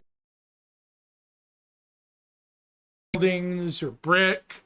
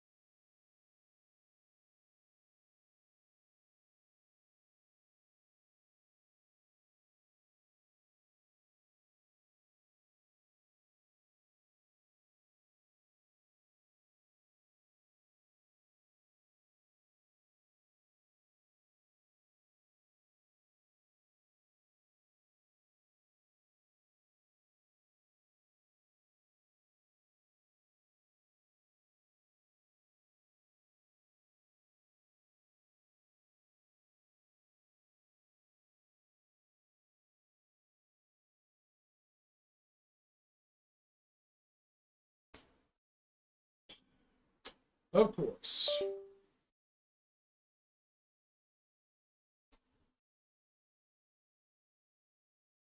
Ah.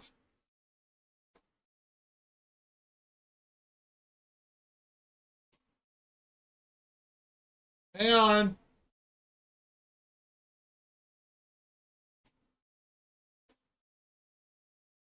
It's not wanting to recognize.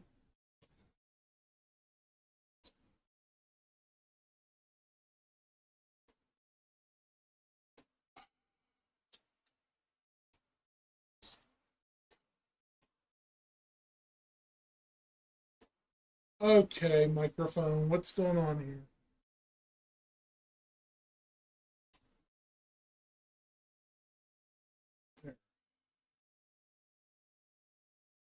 Okay, it's not wanting to use my microphone.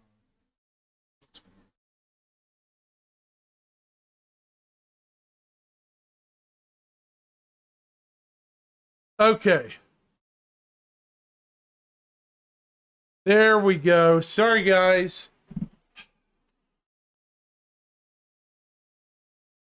So my computer's having a field day with me for some reason. I don't know what's up. So, no idea. Yeah, sorry about that, guys.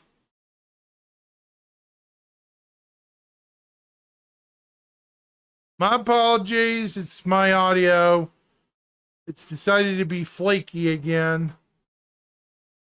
And I agree with you, Chai, what you were saying. If they let us set up mining or production, then some kind of defense towers and hired security would at least give make pirates have to work to raid it. Yeah, I agree with that a lot. Totally agree with that.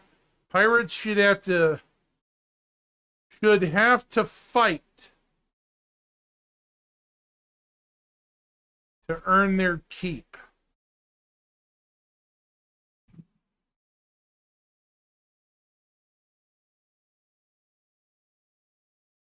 Yeah.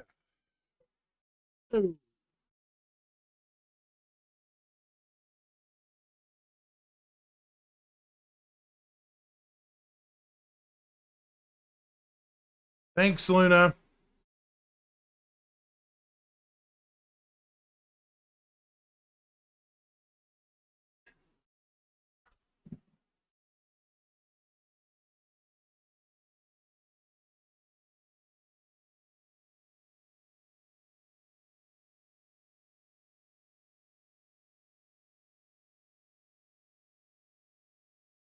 Anyways, I'm going to finish up here and then I'm going to go eat because it's late. I'm hungry and I've been on here about 3.5 hours, I guess. Yeah. About 3.5. Right. Hey, yeah, no worries. I'll be on here tomorrow, Chill, and everybody else. I will definitely be on here tomorrow because, we have SCL. Does anyone remember what it's supposed to be, anyways? Does anyone remember?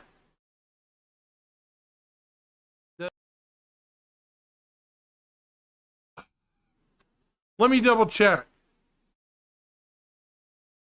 Before I get off here, let's see what...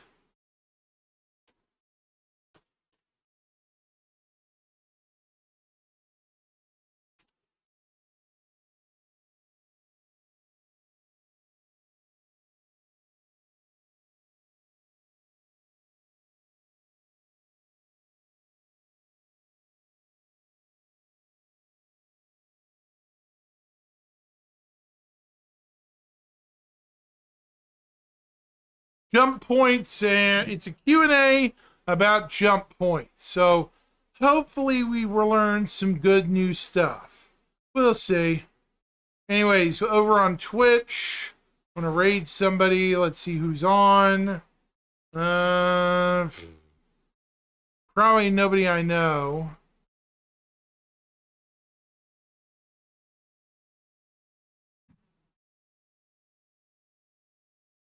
Where's it?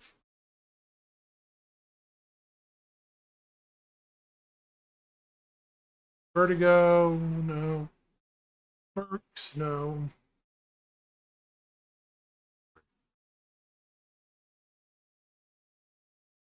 Braid Yo-Yo Meg. Member of the Soul Citizens. Bunch of good folks.